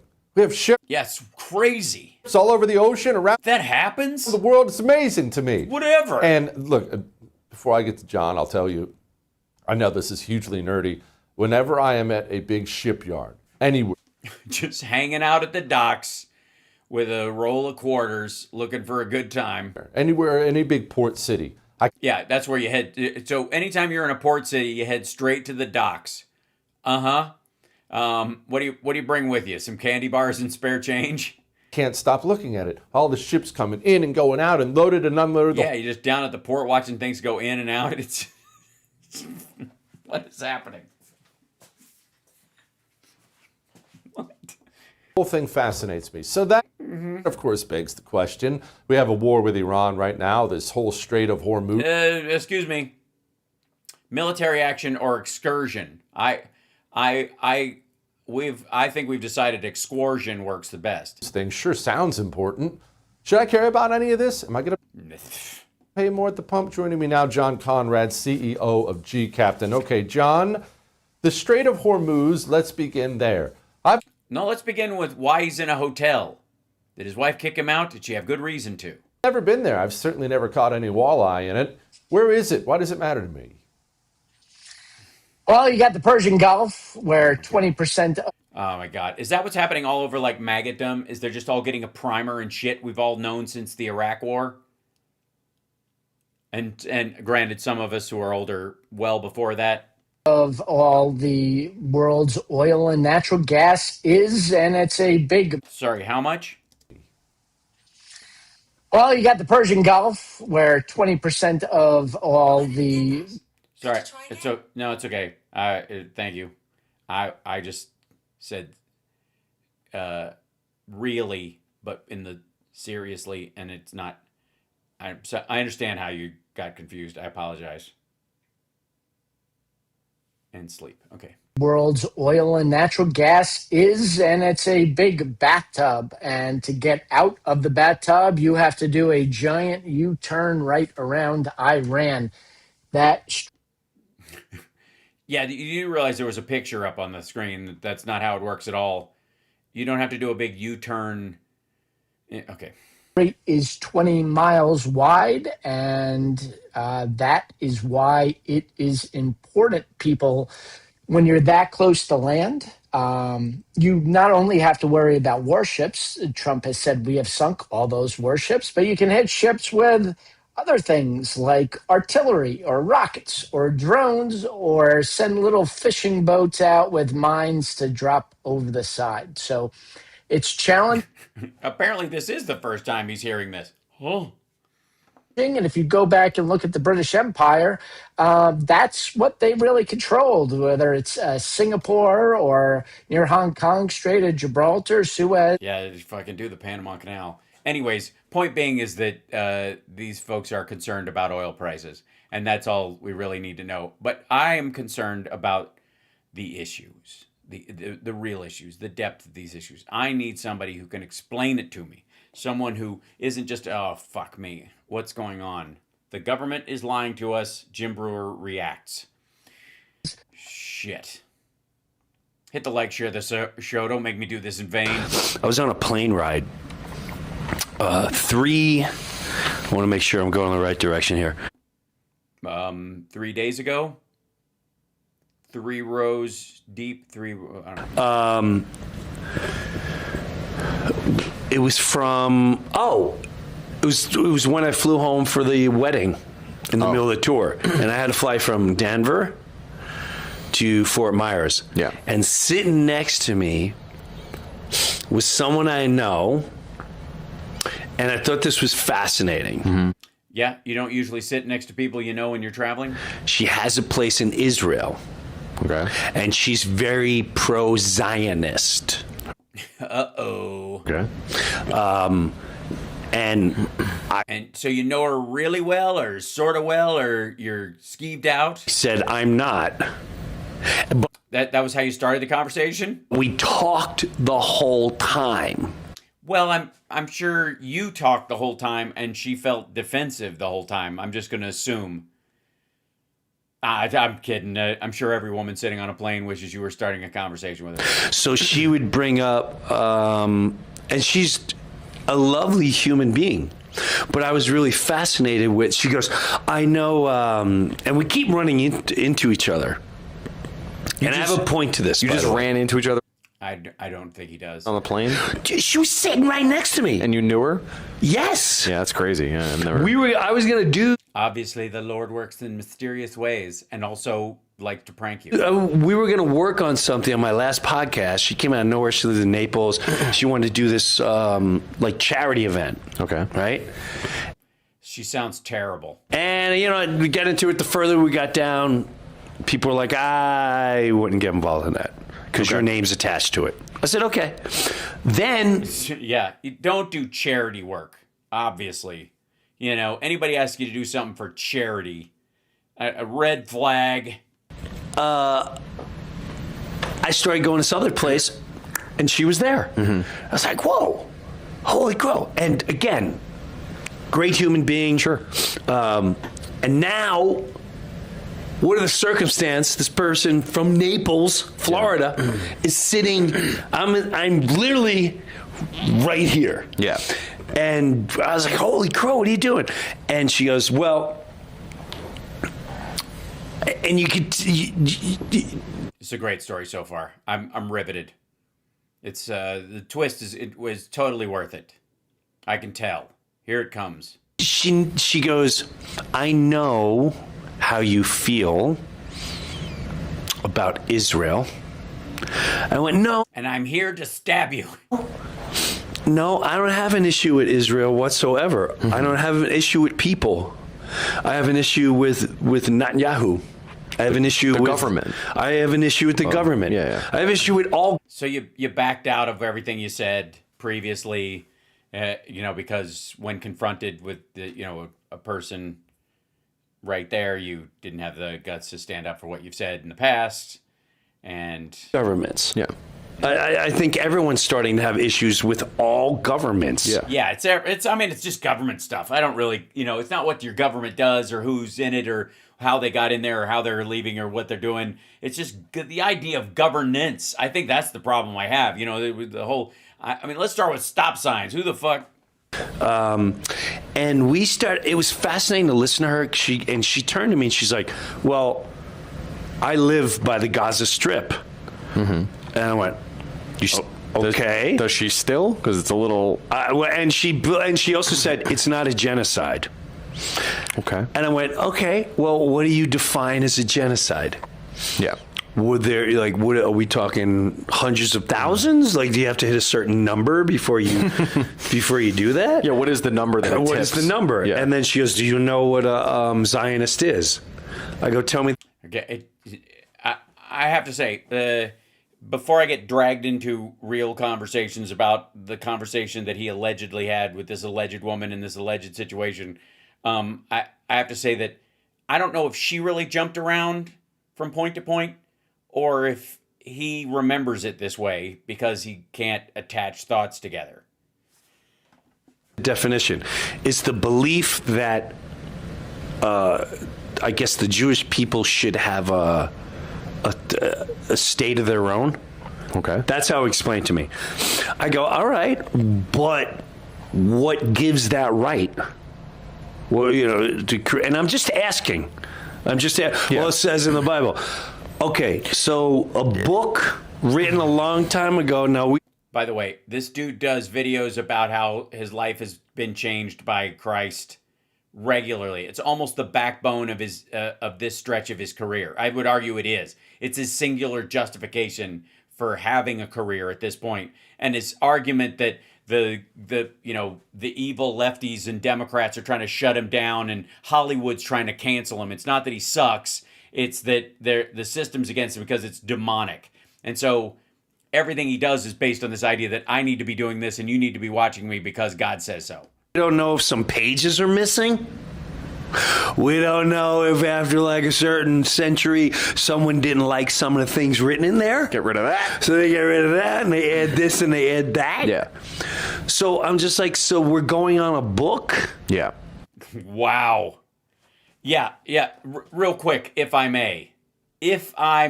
Holy smokes. This I was not expecting to do. Hold on one second. Let's go to... I got to go to the U and the tube.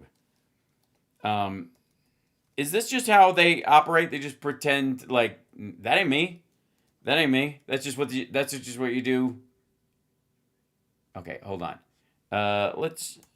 I'm fairly certain I could just like. Whoops. Hold on one second. Go to here. Pause there. Let's see videos. I don't know.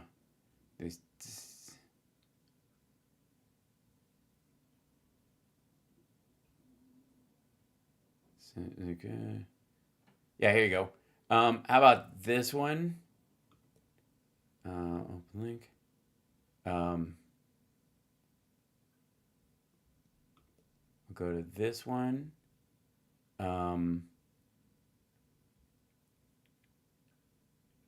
Let's see. There's this one. Yeah, we'll just go with these three right here. This is another video from his channel. It was over. Jesus saved my marriage. Funny how God works. Season 2, episode 1. So he has a series on his channel called Funny How God Works. Was going to base this on some kind of a book. How about this? He didn't believe God was watching until this happened. Jim Brewer reacts. About how God interacts there. He was shockingly introduced to Hollywood is run by demons, which is really why he can't get work and nobody wants to hire him. It has nothing to do with the fact that he's a pain in the ass. There are, where is it? Yeah, okay. There's a bunch of like borderline QAnon shit that he does all the time too. But a lot of this is, finding closure. He is episode 7 of From Tragedy to True Love, Funny How God Works. AI's a demon, of course, which is a backdoor way of discussing God is there. I didn't know it was goodbye. Funny How God Works. Obviously a lot of anti-vax shit. I was betrayed. Funny How God Works. My manager scammed me out of $30 million. Yes, I'm sure that he did.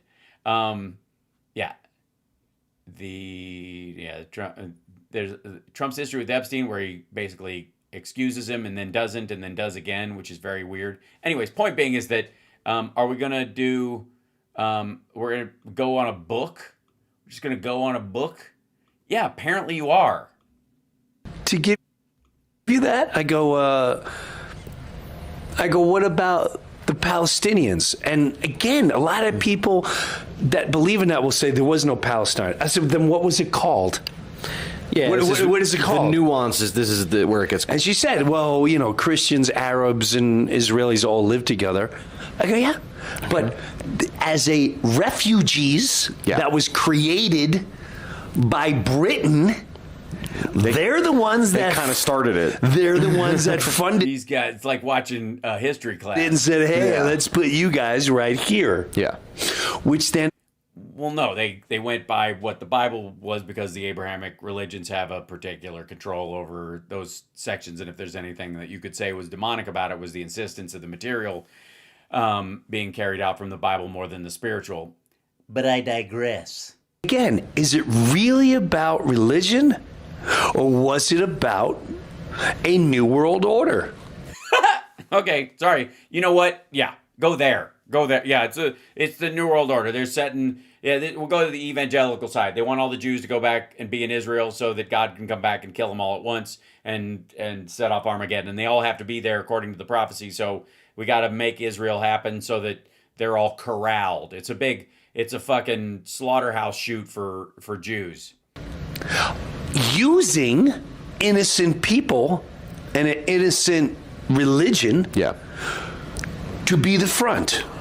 And okay, so Zionist Jews who want the creation of Israel are just the mask that the New World Order wears. Okay, I'm with you. This is good. This is good stuff. But the point of the story is, I doubt there is one. I gotta say, I think the point of the story is to ramble back and forth from weaknesses in your argument, your mental state, and your sense of history, so that you can garble it up just as badly as any other asshole on the internet. We talked for the entire 3 hours. We never raised our voices. Yeah. Well, you're on a plane. We never truly Also, I'm fairly certain you think you don't raise your voice. debated. We would just ask questions. I would. Uh-huh. It was a debate of questions. Oh, yeah? What's your fucking problem? What's your fucking problem? What do you mean, what's my fucking problem? I'm just asking questions. Well, what kind of questions you asking? You asking me what my fucking problem is. Well, what's your fucking problem? She brought up, when you see the videos of October 7th, I went, all right, well, let me ask you this. Yeah. Do you truly think, I go, let me ask you this. And oh, God, please. If I was this woman and I don't think she exists, I probably would have tried to open one of the exit doors. This is what I said to her, and I have to say, she paused and had to think. I really got her with this one, whoever she is. About that. Mm-hmm. I went, let's take Israel and October 7th, which they claim is their 9/11, sure. Which, who knows, they might have been part of it. Yeah. It's coming out more and more. Okay, so this is their 9/11. They made our 9/11 happen. Maybe the Jews were behind 9/11. Yeah. Okay, I don't know why this would make her sit back. We don't know for a fact. We don't know. I'm just don't let that stop you from bringing it up. It's lovely. Saying this is rumors you hear. Yeah. It is. Yeah, that's all we're talking here. Just rumors. Now, with that said, I got the time. Or not said, or half said. Bro. Yeah. Okay. With that said, I said, let me ask something. Would you agree that Israel is probably one of the most intelligent countries in the entire world, with special technological and weaponry? Yeah, they're the ones that scream. No one has the dome. Yeah, correct. And we're the one funding everything, so they have surveillance everywhere. Yeah. You have armed guards everywhere. You're the size of like maybe New Jersey. You're telling me, and I said I have a hard time believing for 6 hours. For 6 hours, parachuted in. You're watching go-karts with parachutes. Yeah. And all this, and no one's calling the military. No one's calling. Yeah, nobody did. It's weird. 6 whole hours. Nobody did. Nobody called anybody. They just all watched it happen. Even the people who were hiding from it and trying to, they didn't even bother, and nobody came to help them. Good God. There's something flying in the sky. Oh my goodness! Look, there's a guy on a go. Jesus Christ. Okay, I think I've discovered where the right-wing bifurcation goes and where it eventually dies in a hole of these assholes talking to themselves like this. Jesus Christ. Now, the next thing I want to jump into, I can't even begin to unpack why they thought that was a worthwhile conversation. Holy shit. But I don't know if you know this, but we're at the end times anyway, so I don't know why it even matters. According to this thumbnail, the Dome of the Rock was struck by a missile and it has been blown up, and there are a bunch of other missiles headed right at it currently. So pack your shit or praise Jesus. This is this is the end, my stupid friend.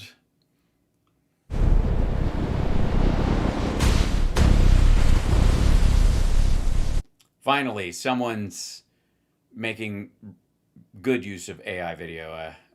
I was sick of the slop. You ever get the sinking sense that you are sleepwalking through the end times and... Nope.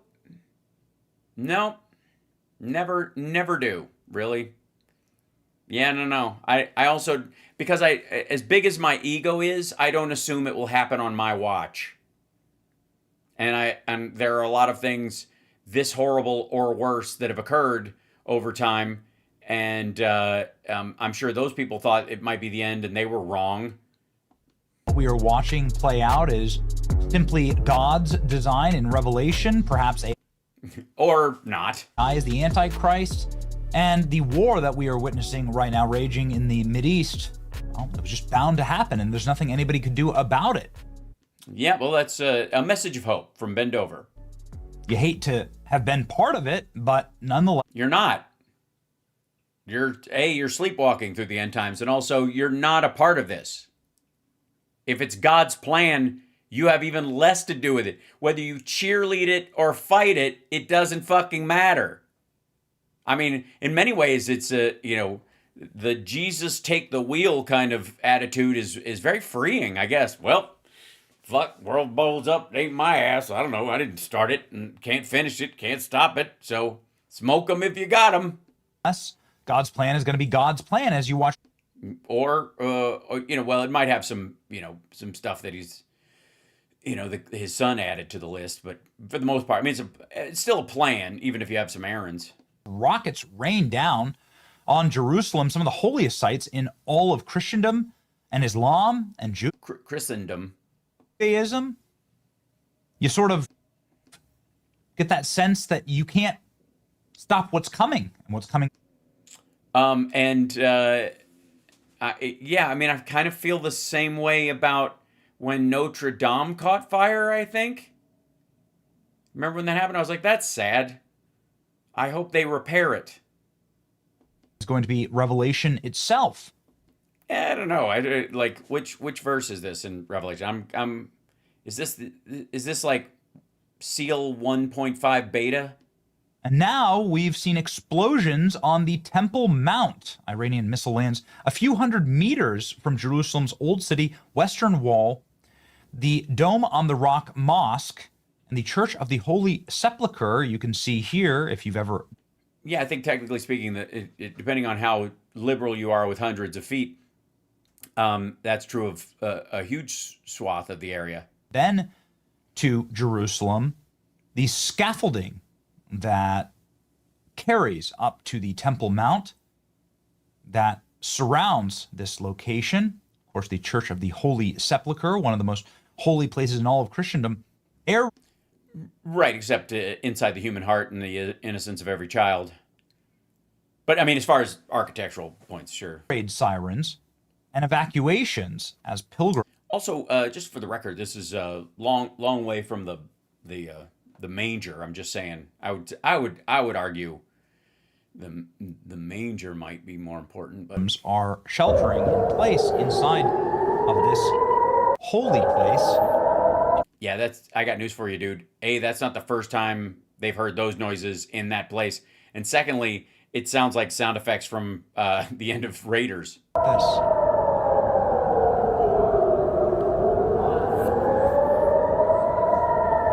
It is what the end times looks like. Is it? I've always wondered. Is it what the end times look like?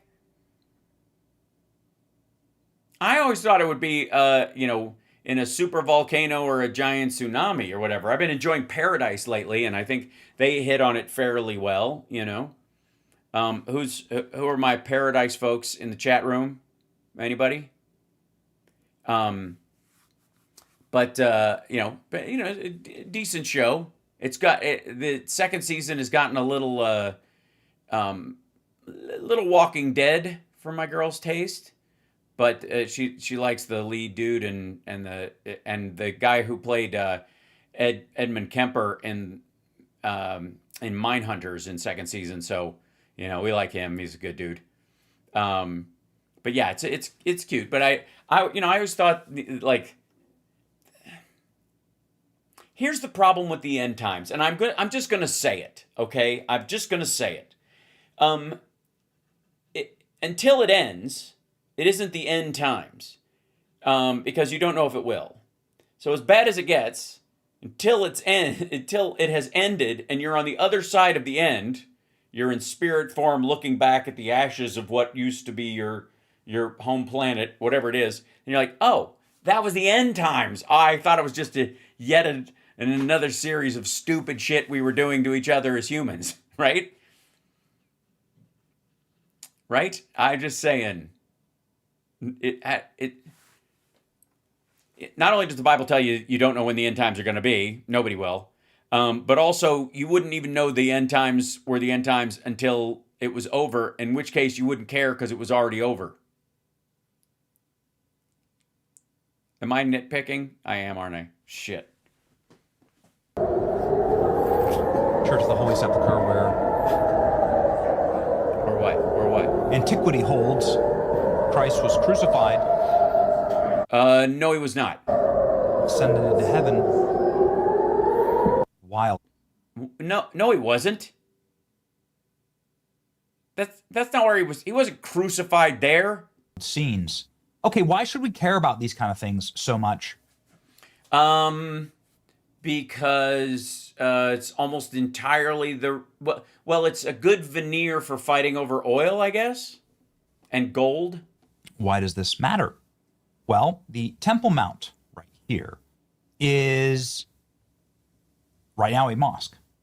It's called the Dome on the Rock. It's a of the rock, but sure. Look, if you can't tell your F's from your N's.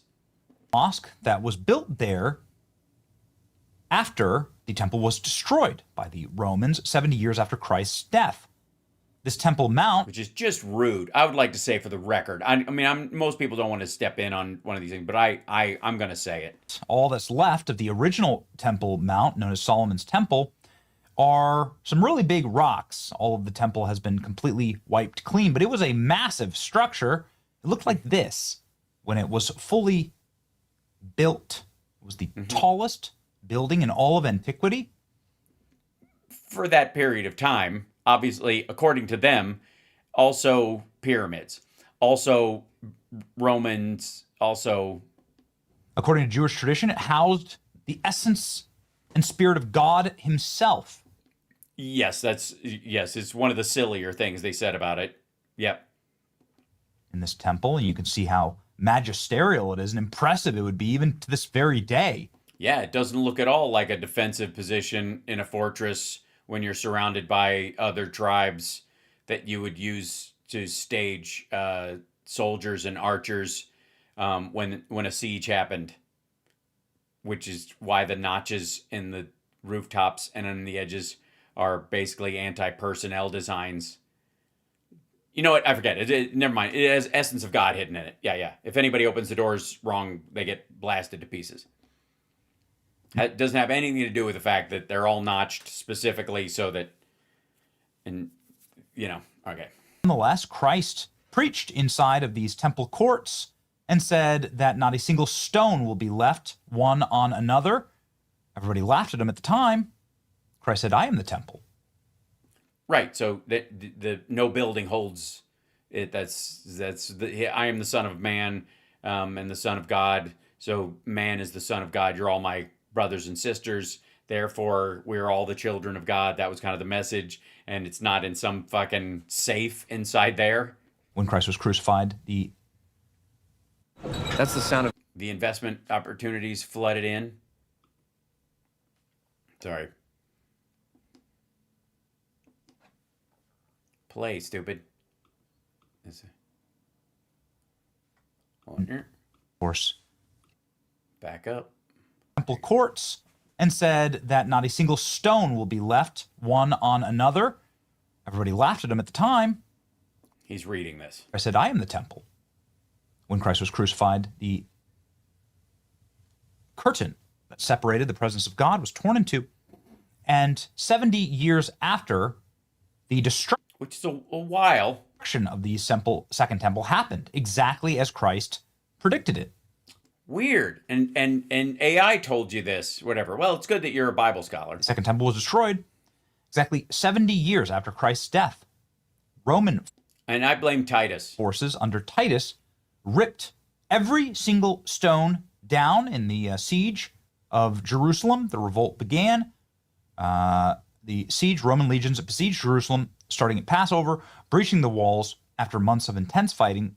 Hence the shape of the building as a fortress, and because it was a fallback position, because it was basically a building surrounded by battle turrets with the illusion of religion around it that would keep people out if they were superstitious, so you could keep the more superstitious tribes from attacking you.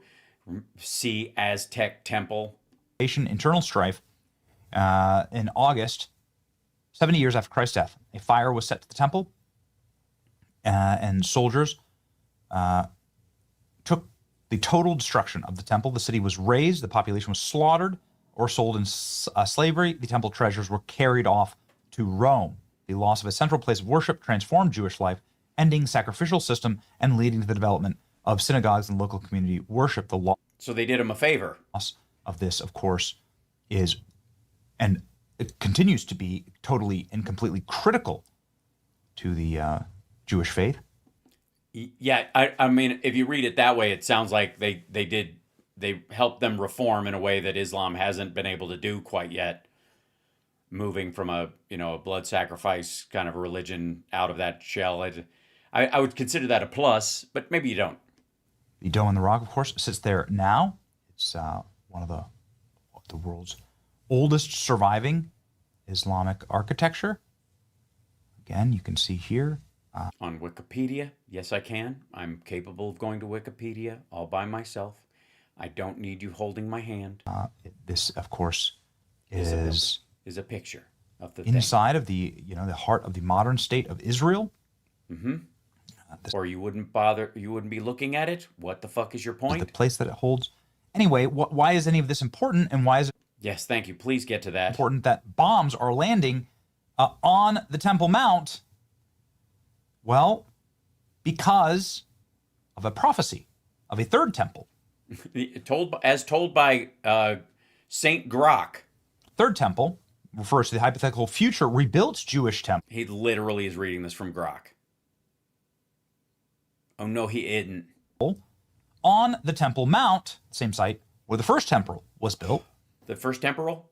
What time was that? The second temple was rebuilt. Well, it would have to be, or was it built once or rebuilding of the first temple was rebuilt as the second temple? But if it's the second temple, then it was a new build. And this would be the third temple. Ah, I love counting. In mainstream Judaism, the rebuilding of the temple is considered a central part of the messianic prophecy and ultimate redemption. It would restore the full system of sacrifices, priestly services, and divine presence and dwelling among the people. Jewish tradition draws from biblical sources. Also, in Christendom, Christendom, as in you pretend to be a Christian and you are dumb, but that is not Christendom. End times prophecy, the third temple plays a significant role, linked to the passages like Daniel and Thessalonians, where the Antichrist desecrates a third temple. Right, don't worry, it's not Trump. He's not cool enough. In Revelation, it talks about what the temple will look like, how it will be measured. Many see the construction as a prerequisite to the end of time itself, the return of Christ, the tribulation. There's been no third temple built. The Temple Mount remains under Muslim administration. So, of course, how could there be a Jewish temple there? Well, unless it gets blown up.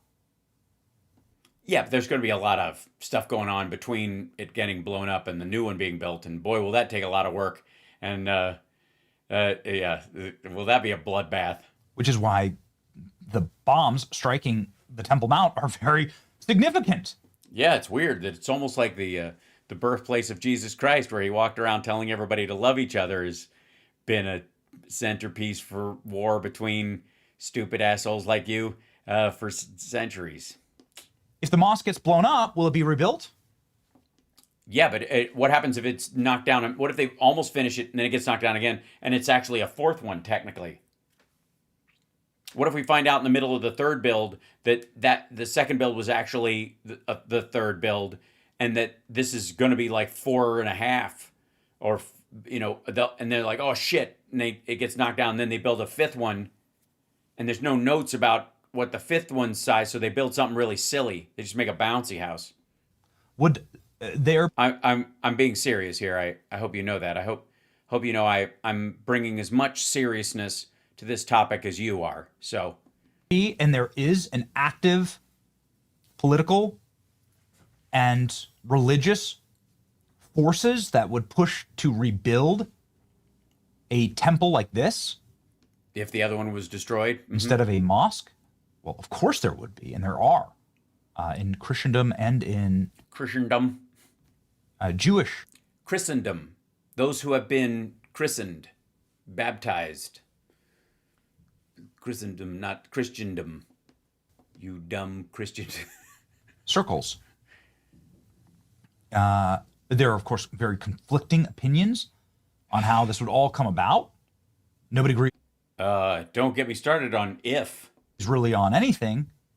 The concept remains deeply symbolic and hopeful in Jewish prayer and thought, mentioned in daily prayers and Christian prayers, frankly, because Christians believe it will usher in the end times and the return of Christ. Some of them. But it's also highly sensitive geopolitically because in an attempt to... Because Grok says so? Fuck me. Alter the Temple Mount would trigger major conflict between Jews and Muslims, unlike anything we've ever seen. So, ladies and gentlemen, as you watch, I mean, here you can literally see from the walls of Jerusalem, the Iranian... Yeah, you do realize that's not strange at all. You could see bombs and missiles falling around the walls of Jerusalem for, forever, actually. Regime since the technology has existed. Seeing missiles directly at Jerusalem, city of sacred billions to believers in the month of Ramadan, over the Western Wall, over the Dome on the Rock. I love how he won't call it the Al-Aqsa Mosque. Did you notice that? And he's like, some of these people want to destroy this thing so the new temple can be built. I'm not one of those people, but I can't even say Al-Aqsa Mosque. Because that's what it is. The Dome of the Rock, Al-Aqsa Mosque, is where the temple would be rebuilt, but he can't, And the Church of the Holy Sepulchre, the most holy places in all of antiquity, right? Well, no, not all of it. Obviously, the Middle Eastern centered stuff clearly doesn't brush up against Stonehenge or Easter Island or the Roman ruins or the Aztec temples or like the remaining, prehistoric Buddhist sites in India and the Chinese territories. I mean, we could talk about Atlantis, I guess. The present day. You wonder why it's always, like, everyone's always talking about Jerusalem and Israel? This is why. Because they can't get over it. Okay. All of the three major religions of the... the three major religions you give a shit about. Planet have their nexus of holy spots there in that... You don't say. You don't think that's a flaw in all of their teachings? Again, everyone's entitled to their own unique mistake, and you can't fit God into the corpus callosum of a human being. And when you try, ugly shit happens. Iranian impact sites in Jerusalem, you can see the actual church there as the missiles rocket to the ground and explode. One hit right next to the Dome on the Rock. Where's the outrage? Again, if a missile hits... Sorry, there's nobody in there. At least so far as I know. I mean, most people are sheltering in place. I'm a little more concerned about schools and hospitals and apartment buildings. It's the Dome on the Rock. I know that's weird. And it's from Iran. And so let me get this straight. They could blow up schools and hospitals and I don't know, fucking playgrounds. But if they touch my building, I'm coming back and I'm giving everybody what for. Or perhaps it's a false flag. You don't know. I don't know.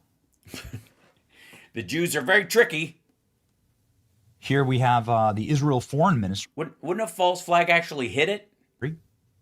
The Iranian regime is firing. Are there? Sorry, is it? This is an important question. Is it technically a false flag if it's a miss? Is that a false lag? Missiles directly at Jerusalem. It's a false fuck up. Right at the Dome on the Rock Mosque. Protecting lives of... Yeah, in their defense, though, they were aiming for the apartments. First, for safety concerns, this is why prayer at holy sites has been temporarily suspended. So now there's... Right, because as long as people don't die, we can rebuild a building. Or can you? Suspending prayer at the holy sites. It's happening, man. It so is. It's happening. What's happening, Raj?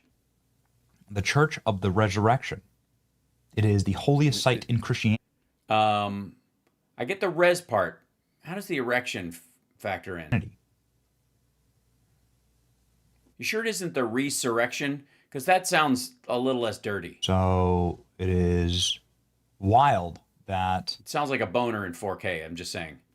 This is a site that's getting hit now. So you have like... Yes, like the rest of Israel and the Middle East. Fucking welcome to the party, pal. Christianity's holiest site, Islam's holiest site, and Judaism's holiest site. Yes, we're all Eddie Izzard fans. We know. All within line, all within fire. According to tradition, the church contains both the site of where Christ was crucified, Golgotha, and the location of Jesus' empty tomb, where he was buried and resurrected. Mm-hmm. They are immensely holy sites for Christianity. And this is what it looks like. So, yeah, I mean, like, listen, Iran launches 42nd wave of missiles with the supreme leader's first statement. Could these... Hey, I don't know what you're worried about, dude. Donald Trump is a real estate guy. He knows some construction people. He knows where to get Jerusalem stone cheap. So, if it just happens to get blown up, I'm saying he might be the perfect guy to rebuild it. And then, I don't know if it would set his skin on fire to step inside the place, but if he did, he definitely, I can imagine him going, well, basically, so I made the temple happen. I'm basically God now, right? This is only the Messiah could do it. Messiah's God also, all right? So, Timu Antichrist strikes again. Missiles hit and destroy the Dome on the Rock. Yeah, it's absolutely. I mean, the thing is really not that well built in the first place. And wow. Easy. And it could, it could be obliterated by that. That's also true of every building around it. Or by a false flag attack. Or a tidal wave from climate change. This is really happening. No, it's really not. Again, keep your eye on a swivel. Keep your eye on a swivel. Put it on. Keep an eye out for anything hitting the Dome on the Rock, because the world might end, and you want to be ready. To do what? Nothing. You just want to. You don't want the world to end and not see it coming, right? Well, how will I know which way it's coming from? Probably that general direction, I think. Where are you? East is probably east-ish. Just look for a big bright light. I don't know, or total darkness, or your soul and body to be torn apart by fallen angels in an instant, or your clothes to fall off you and you float up to the sky. It's all happening, or maybe it isn't. And some people are trying to make it happen, even though it's not. And what if they trigger it and make it happen? Then what happens to them? Did they get rewarded, or did they get punished with the people who couldn't make it happen before, who tried? It's so hard to even deal with this fucker. Understand? Like, perhaps maybe Iran would actually target this if they were to destroy this mosque. I mean, it seems a little crazy, but like... Yeah, a little. If they were to destroy this mosque, they'd be able to turn the entire Muslim world against Israel. If one of their missiles hit it, that would turn everybody against Israel? Where there's actually been some tenuous allyship there through the Abraham Accords and in this, current Iranian war. So keep an eye out for the end times. Okay. You guys, all right, how does one keep an eye out for the end times? Also, why the fuck should I have to do that? There are plenty of people in their whole goddamn job. I would argue every preacher in the country is on first watch. Keep your eye out.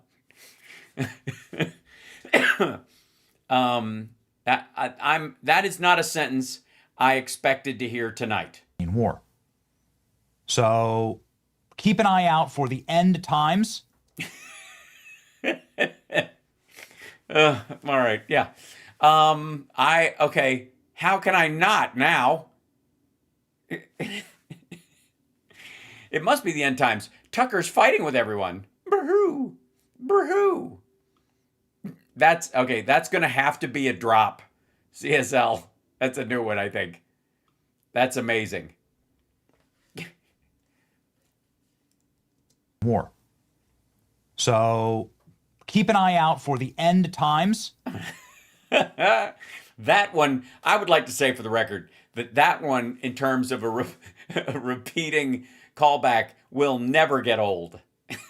It's a self-regurgitating quote.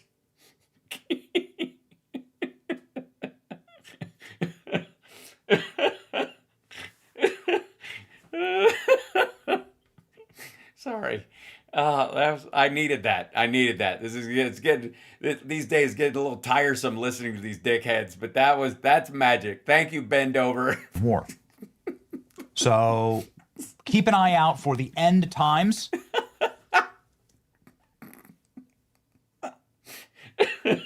Oh, shit. Oh, God. How? I just can't not. I'm trying to think how. Like, how do you keep an eye out?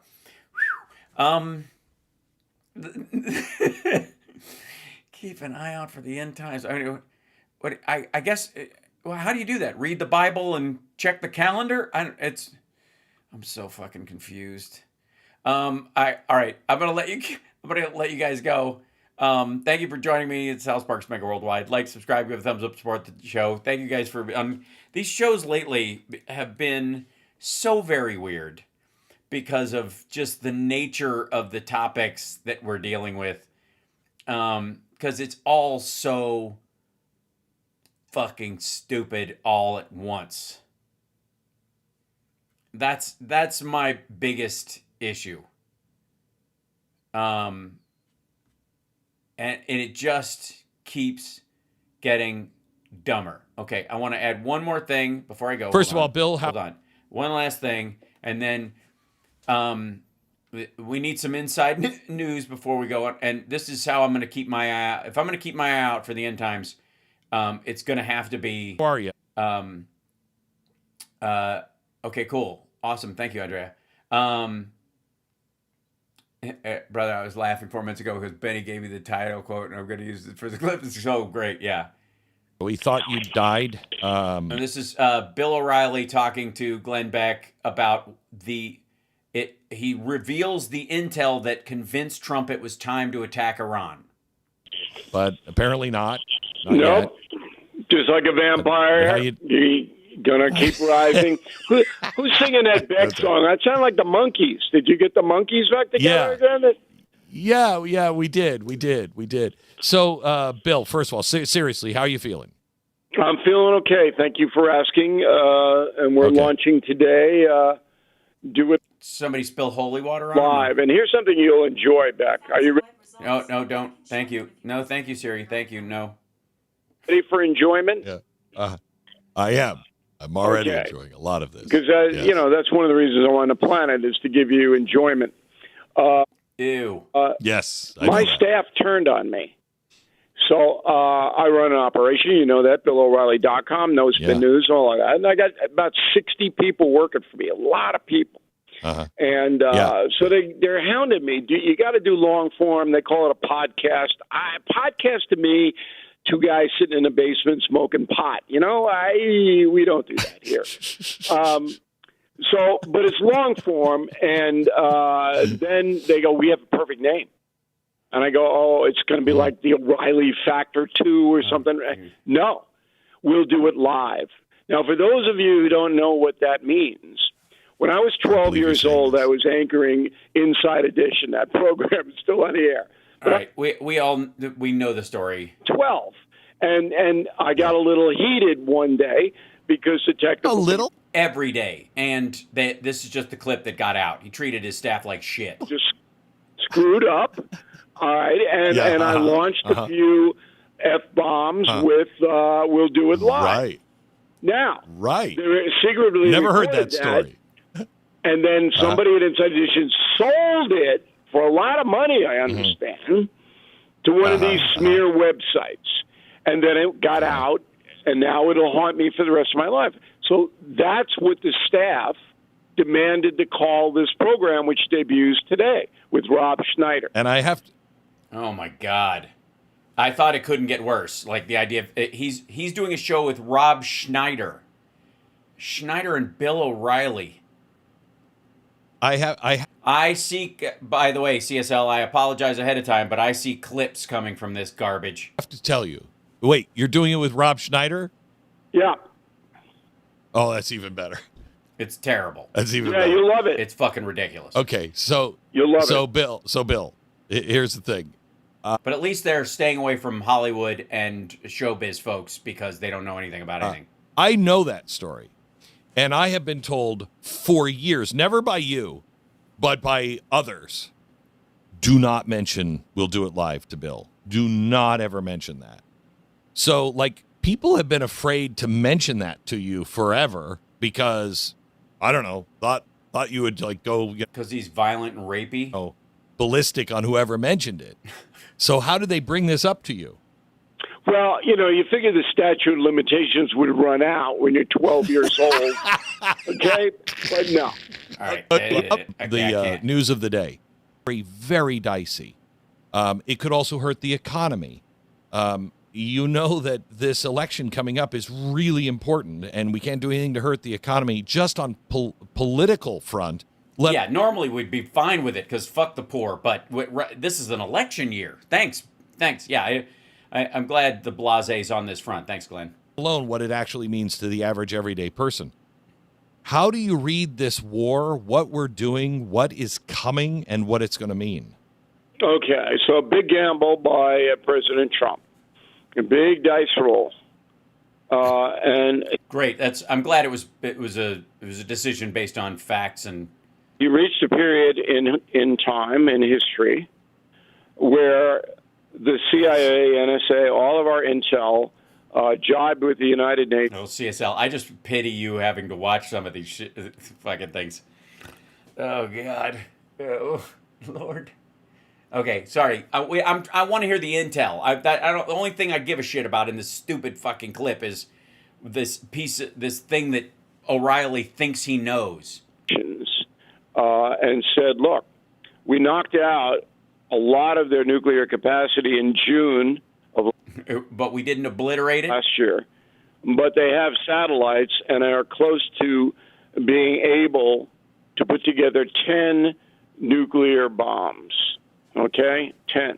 Sorry, we have satellites that can see this, or the Iranians have satellites and they're going to launch their nukes from satellites? And so that intel came in, and that obviously got Trump's attention. Okay, so not only was it not obliterated, but it accelerated them towards building 10 nukes.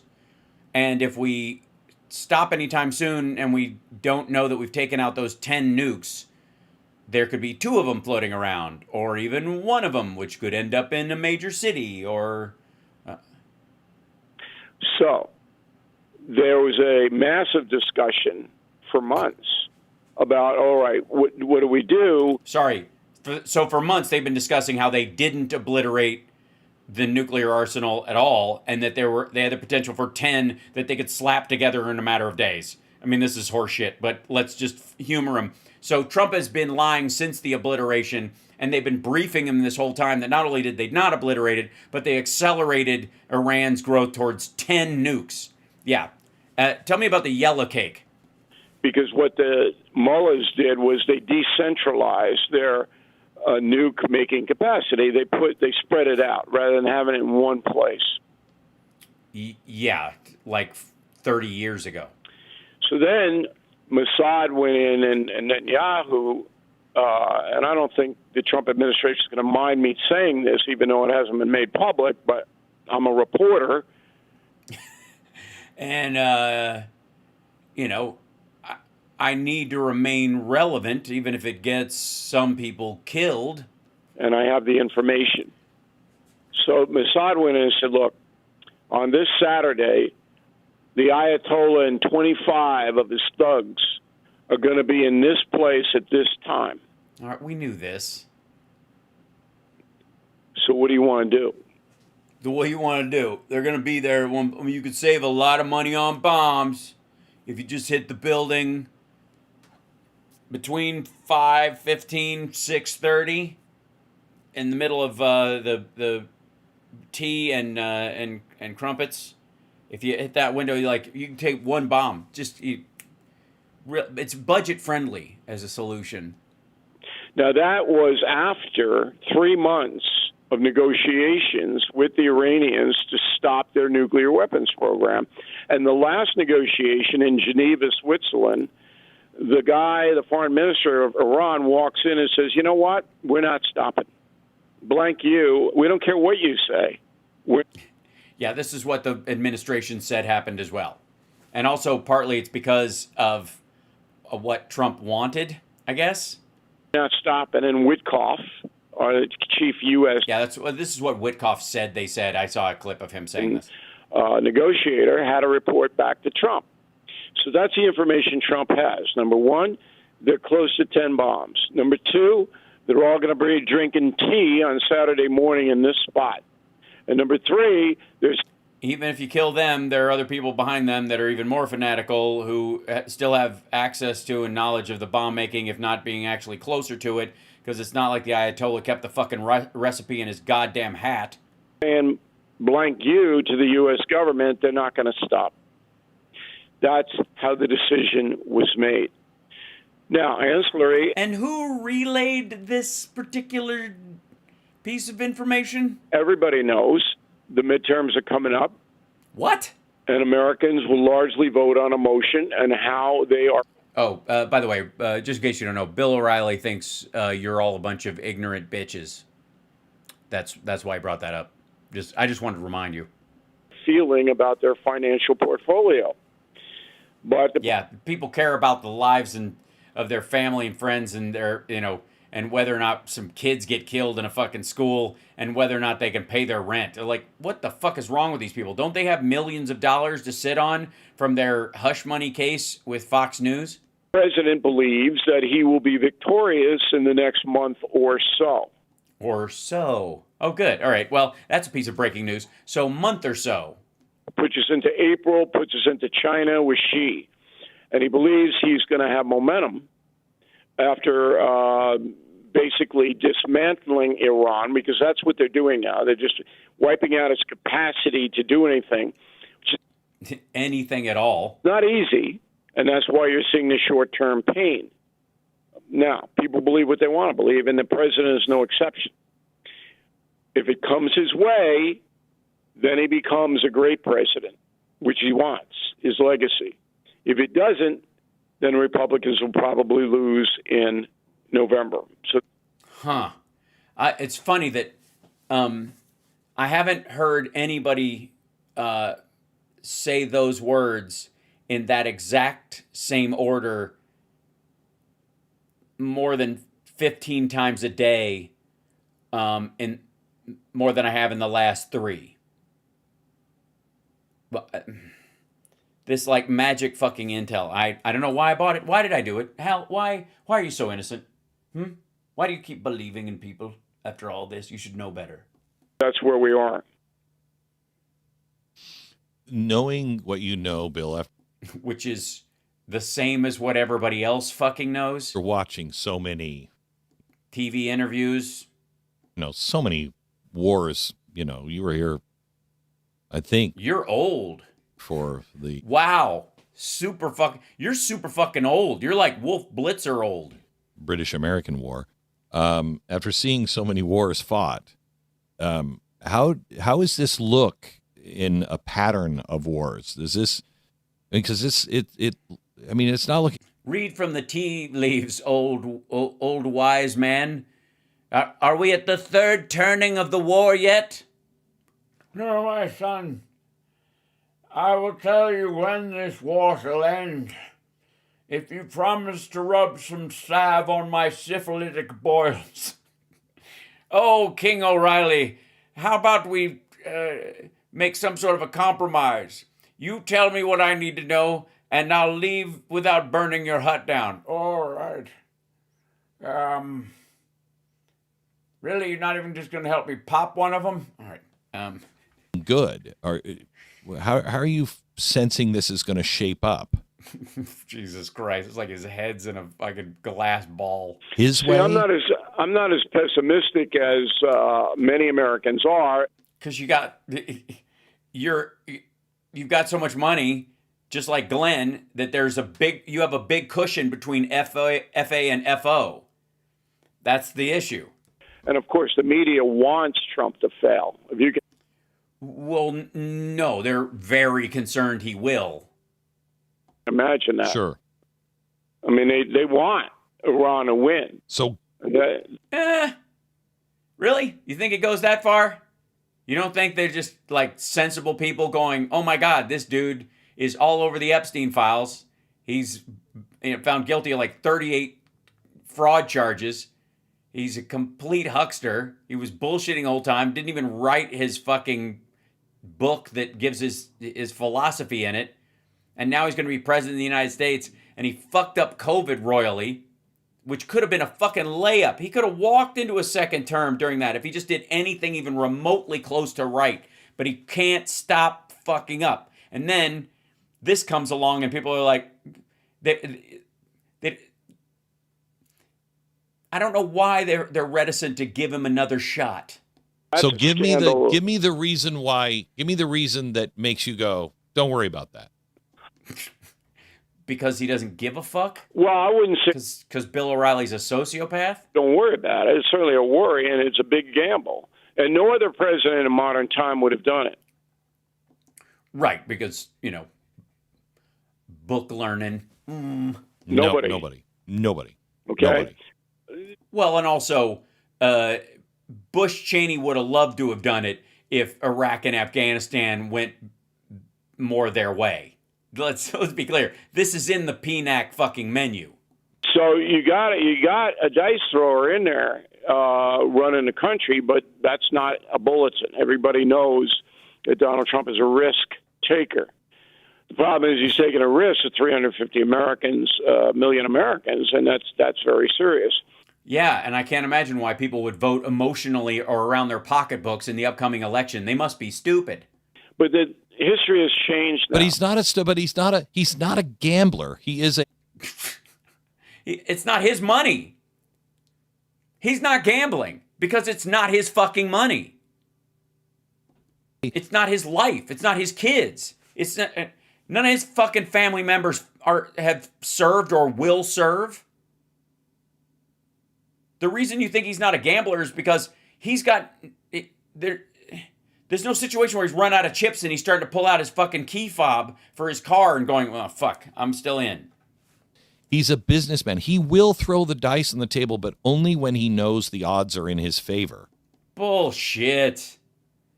Oh, my... Okay, we're screwed. This asshole is just going to... This is what ride or die looks like. So he's not like some... But the odds are in his favor. The odds are in his favor.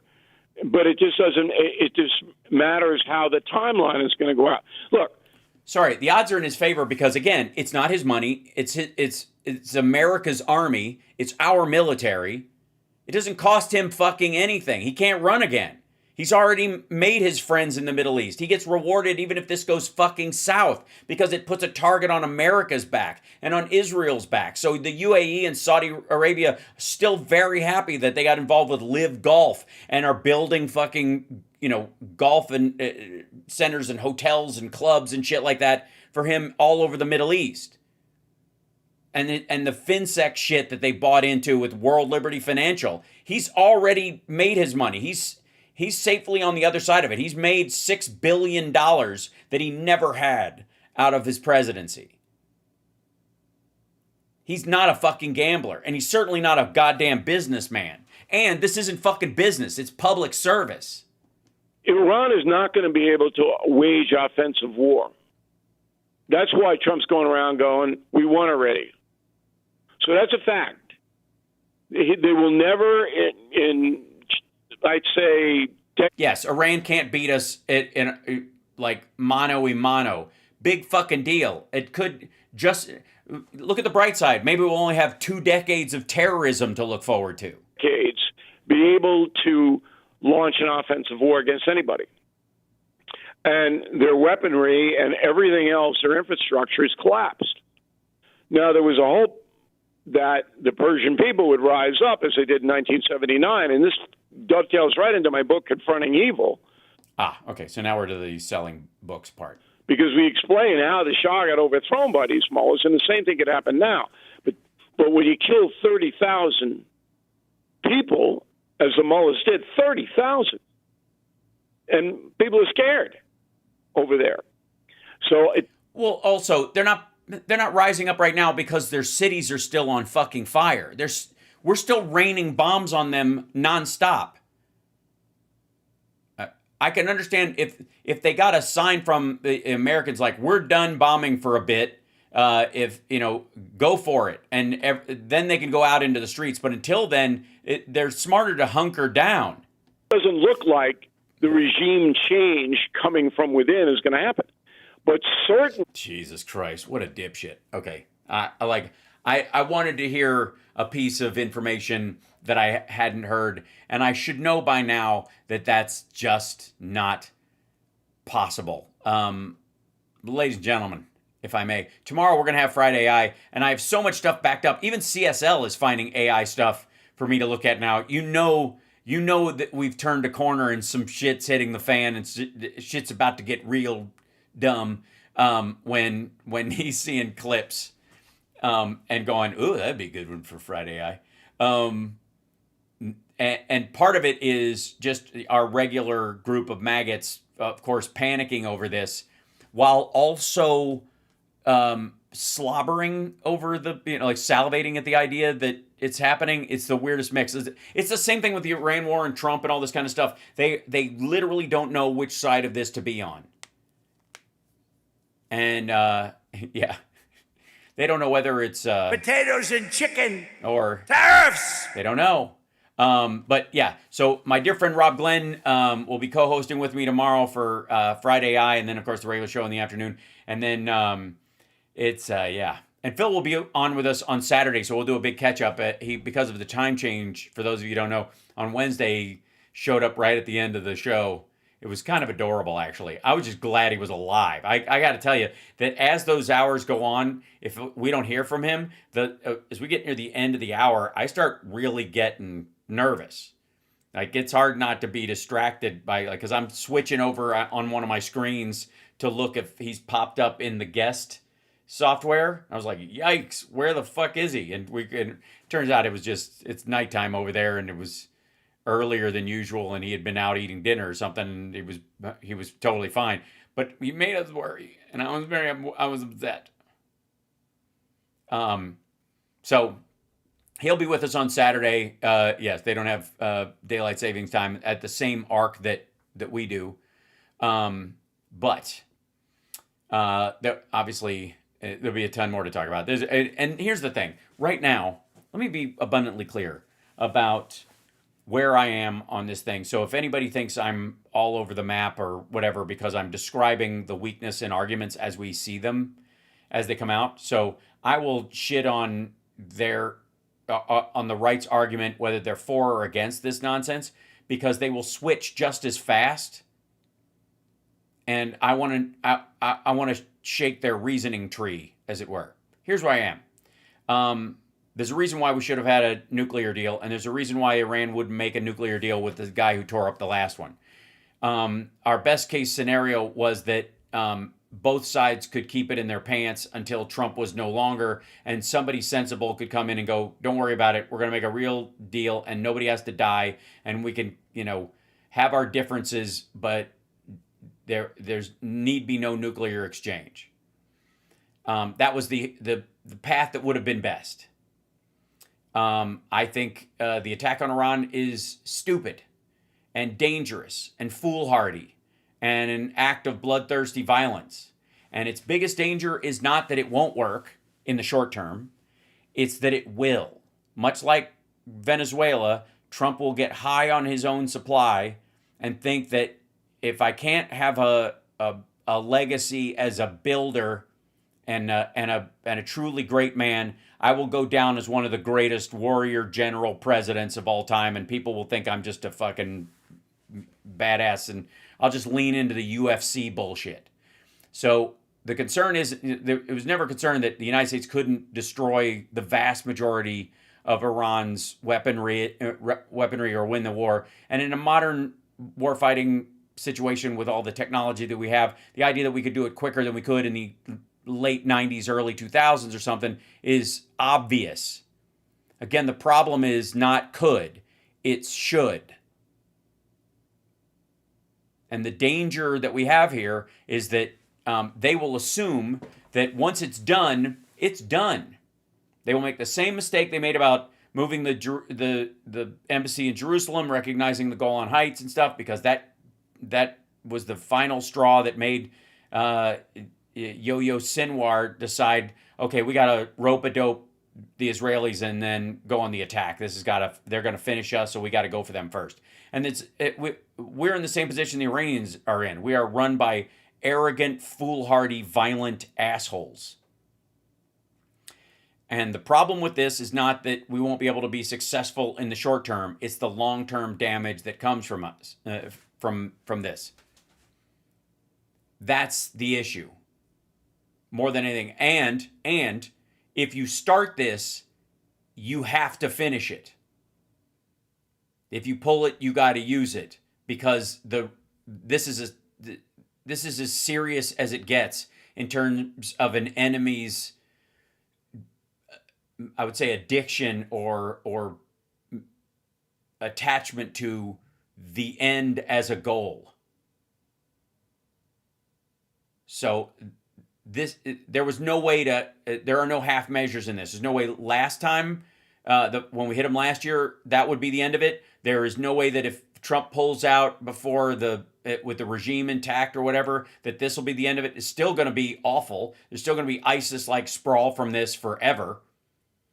But in terms of even the single goal of Iran no longer being a threat, the end, what that looks like is not a short solution. It's a long process, and it's awful. There are thousands upon thousands of serious sites, some of them that you can move around in that country, and they will. And so, and they've got no reason, those who believe that their reward is in heaven have no reason not to keep fighting until they die. And the only thing that makes them ever choose life is a momentary point of victory. And Trump cannot process that at all. He's too transactional. He's a hedonist. He can't imagine being up against people like that. So the problem we have, and the reason why other presidents haven't started down this road, is because the end of it is so ugly and is not guaranteed. And even the ugliness that comes after it, another 9/11, those kind of things are always on the table, until it all ends. That's the thing.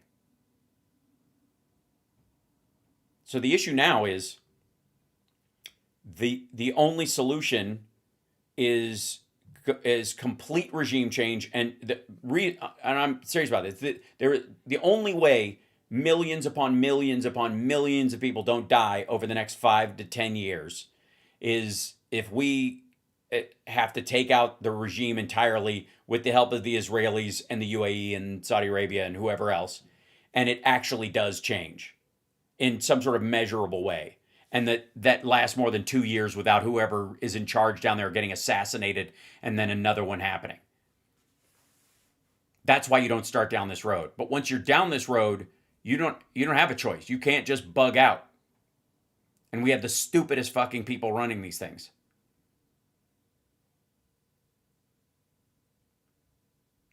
It's very dangerous. And it's a huge mistake because, again, you cannot start down this road without going all the way. You just can't. And Trump thinks he's going to drop a few bombs and get out and then do it again, and maybe he'll come back later. And I know the generals around him are all going, mm-mm. The question is, will he just decide the stock market's more important to him than what happens 5 years after he dies to the rest of us? We are in this position. Everybody on our side of the aisle did not vote to be put in this position at all. But it's a real one. And I don't think the maggots and the civil war that's going on amongst them and their split in the electorate will be able to answer this for themselves any faster. Because if I have these concerns and this awareness, you're goddamn sure a bunch of them do too, whether they like it or not. And our only way out of this, our only way towards any type of setting this right, is if Democrats run everything for the next decade plus, period. It's the only way. It really is. So, other than that, I have no opinion. You guys are awesome. I will keep you as informed and as full of joy and laughter as I possibly can during all this stuff. But I am not going to lean into how the oversimplified ideas that most people have about how this started, how it's going to go, and what the upside and the downside are, because it's far more complicated than that. So, and to think those of us who were trying to tell everybody that don't elect the guy who's in the Epstein files. Oh, and let me tell you something too. To the end timers who saw what Benny Johnson was up to and all that kind of stuff, and the ugliness that might be there. The reality is that those who would make ugly in the world will find a way to make ugly in the world even without reason. And so